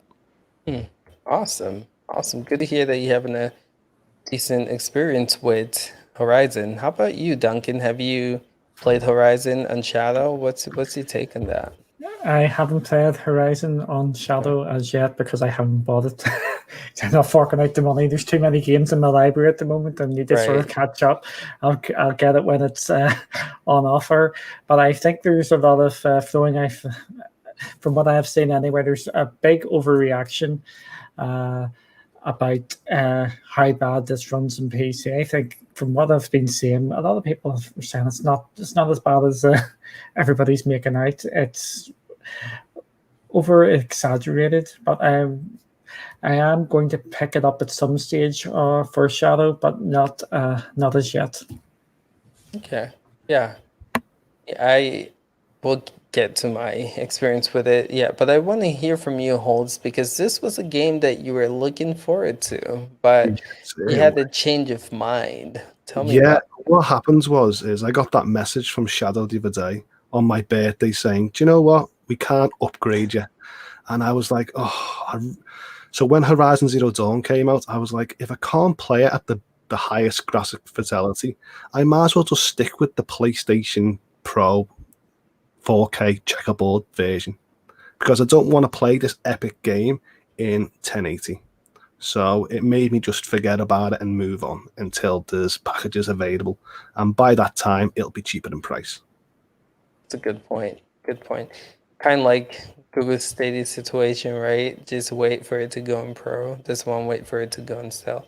Anyway, Mark, Shadow Guy, what's your take on this? Have you experienced this at all? What's your take? I haven't yet, and not for lack of wanting to, just a lack of time. I think I've done 4 videos in the last 3 days, so I haven't done anything else. So maybe tomorrow, because I'm fortunate enough to share a Steam library with a very generous friend who works in the games media industry. So he buys everything. So it's awesome to just always have the option there. I do need to make sure he's not playing at the time to be able to get in.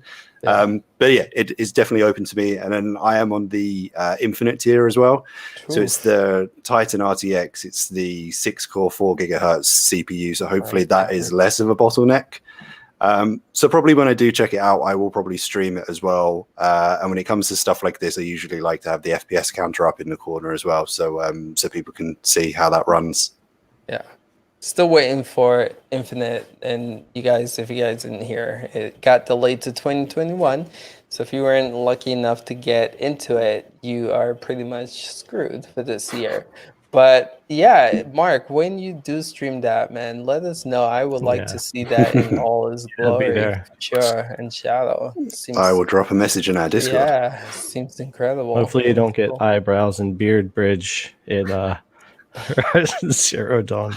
That was what game was it? Death Stranding. Death Stranding. I could not leave your stream that day. I had to watch every minute of that hilarious.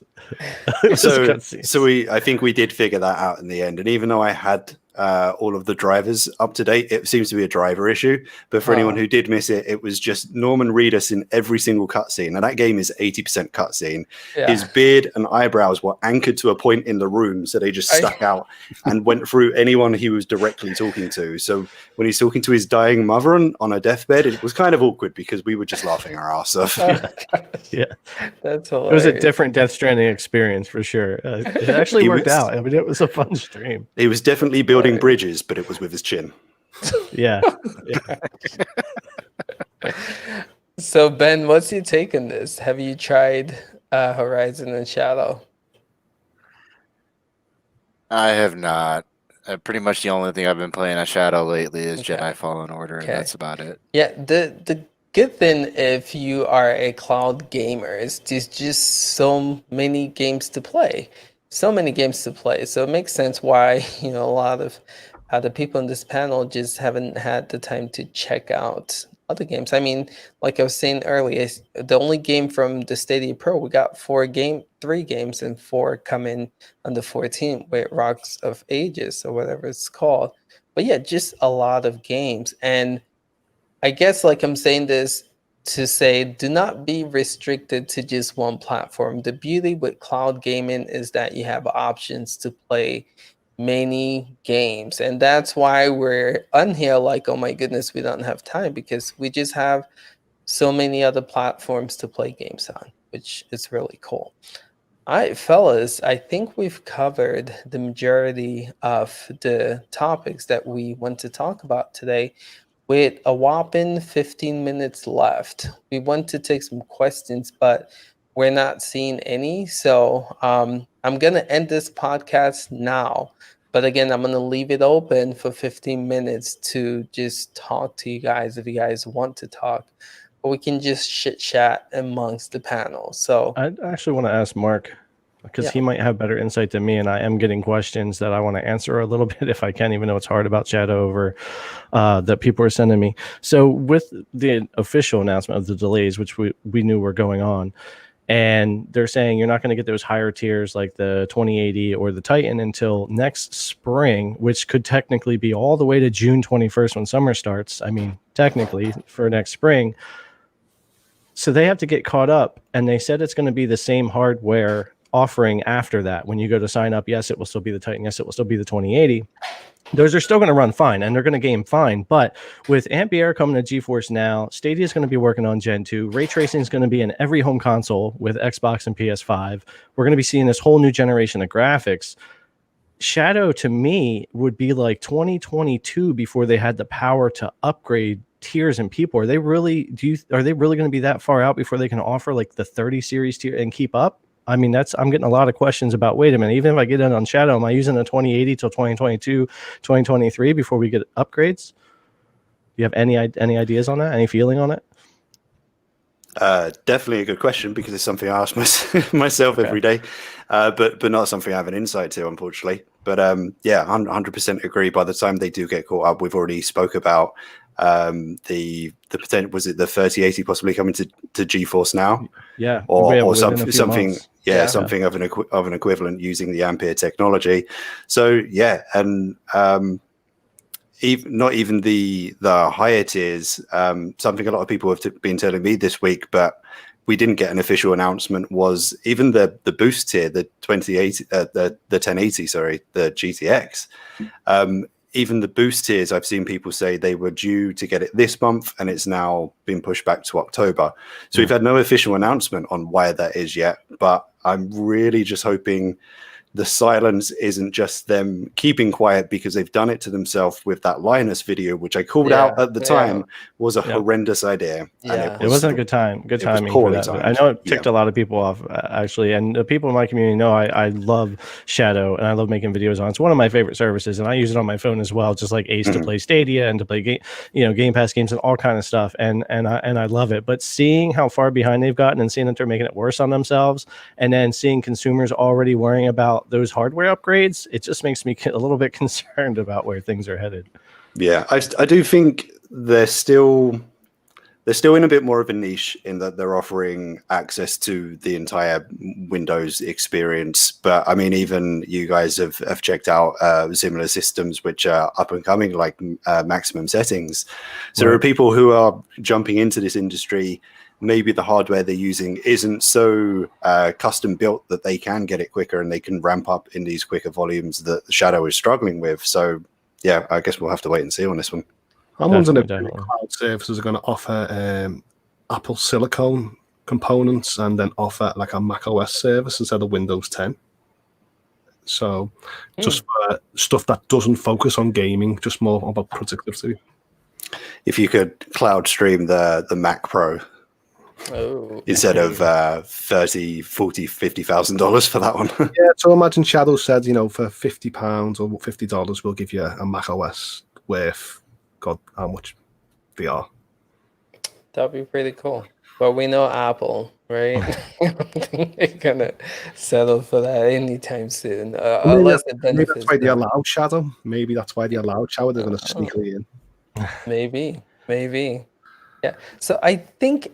So we have about, again, 12 minutes. I think something good to do is just, you guys have asked this question a lot, and I think having everyone in here will be good to just hear, like, what's your favorite platform to play games on and why?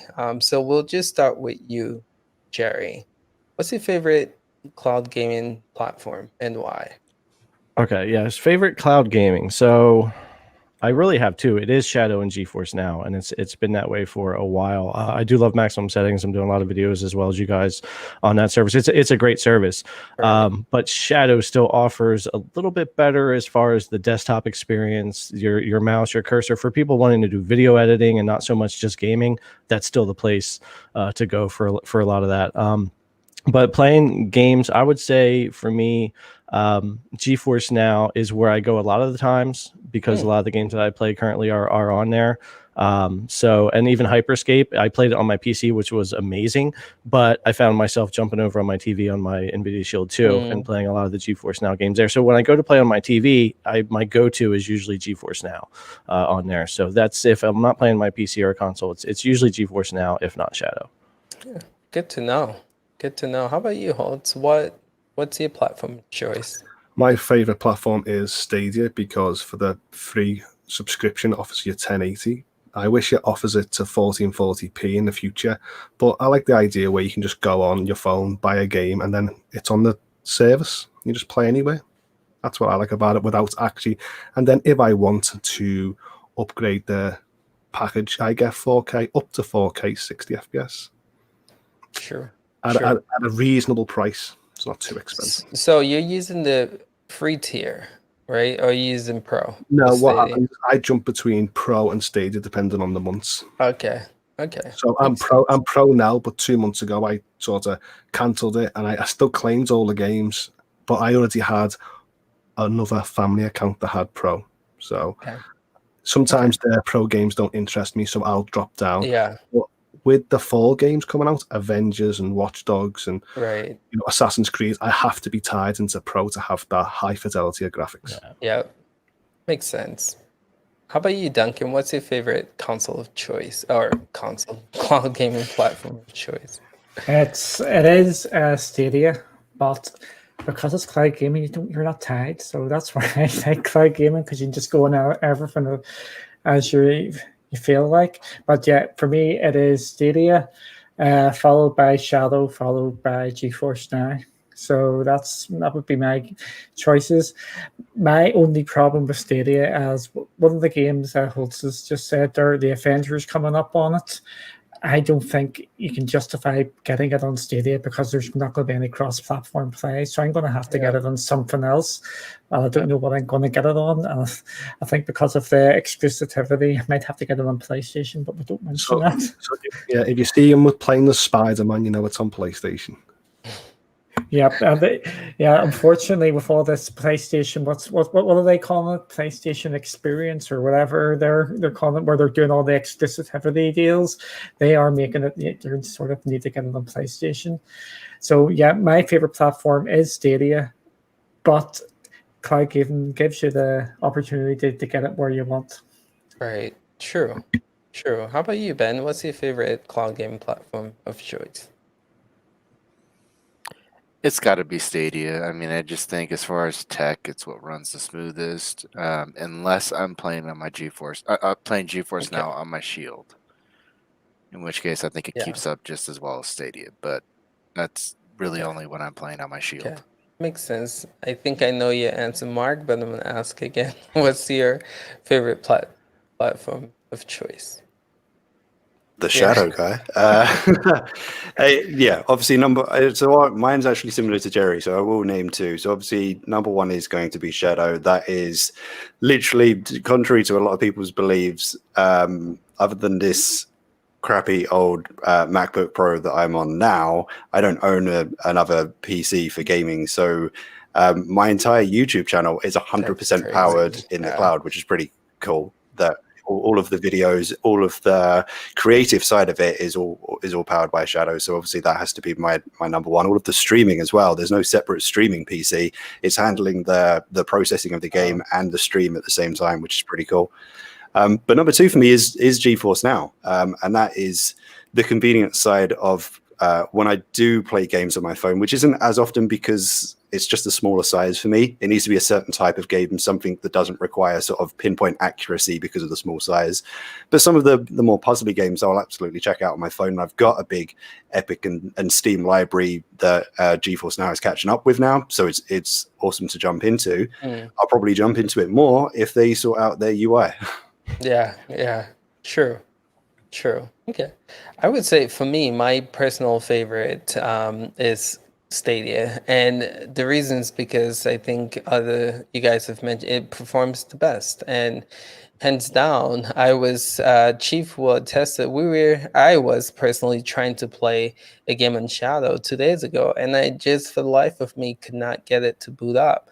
Hopped on GeForce Now, was playing Rogue Company, was having connection performance issue, and I hopped on Shadow and everything just worked great. But I do feel like if Shadow can get the games that GeForce Now has, and if Stadia can get the games GeForce Now and Shadow has, I feel like that is gonna separated from the others. I feel like all Stadia is needing to take off right now is just great games. And so it's going to be interesting. But Mark, what you said about Shadow and it being a virtual PC, I feel like no one else does what they do. And so that also meets a different, niche for people. And Geforce Now is its own beast, right? Just being able to play PC games anywhere, anytime, if it's available for it. So again, they all meet the needs, but performance-wise, for me, I have to say hands down is Stadia, sure. So cool, guys. Looks Just like we actually have a question oh, in the great. chat.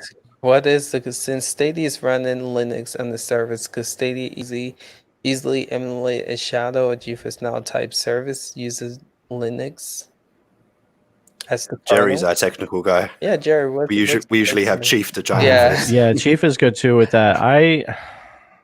You say no.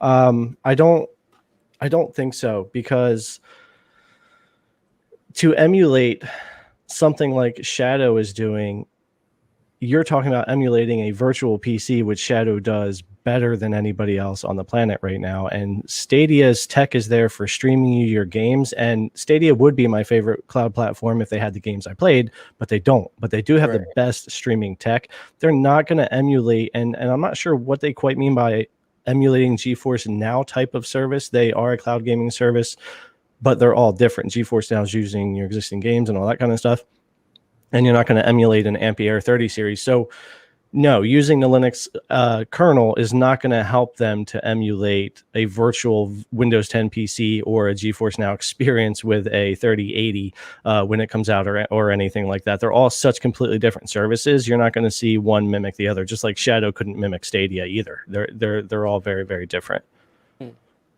Oh, that just I was just going to say, that reminds me, you can now play GeForce Now on Linux.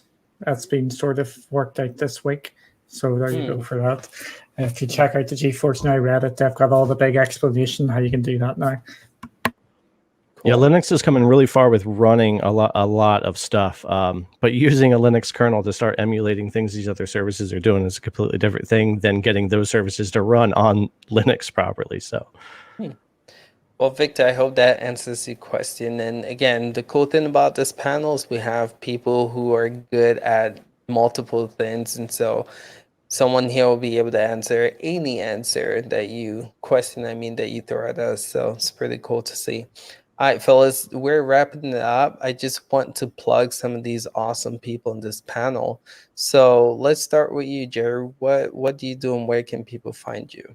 Yeah, if you've been watching the podcast here, it's Jerry for Game Tech Planet, game testing, hardware testing, the occasional product review when I get something new for the channel. And I pretty much buy every single new game that comes out, unfortunately, to test on as many devices as I can. So cloud gaming and local hardware.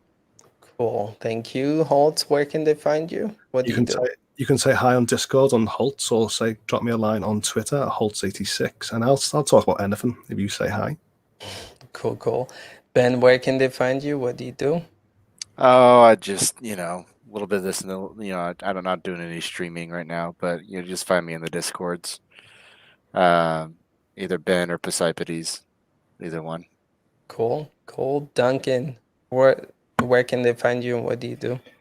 You can find me at cloudywithachanceofgames.com. It's a website doing all cloud gaming sort of stuff now. And you can find me at Wonderscape on Twitter, where I'm causing trouble most of the time. And Mark, where can they find you? What do you do? Yep. If you head over to Twitter, it's at MarkWoodsVLGS, and YouTube is MarkWoodsVLG, which is cloud gaming news. I can say tech stuff now because I actually managed to post a speaker review this week. That was nice. And then during the week, I'll be doing some, usually try and jump on for a few live streams as well. And that is, if you've ever been interested in it, that is, as we mentioned, all running on Shadow Infinite if you want to see how it runs certain titles.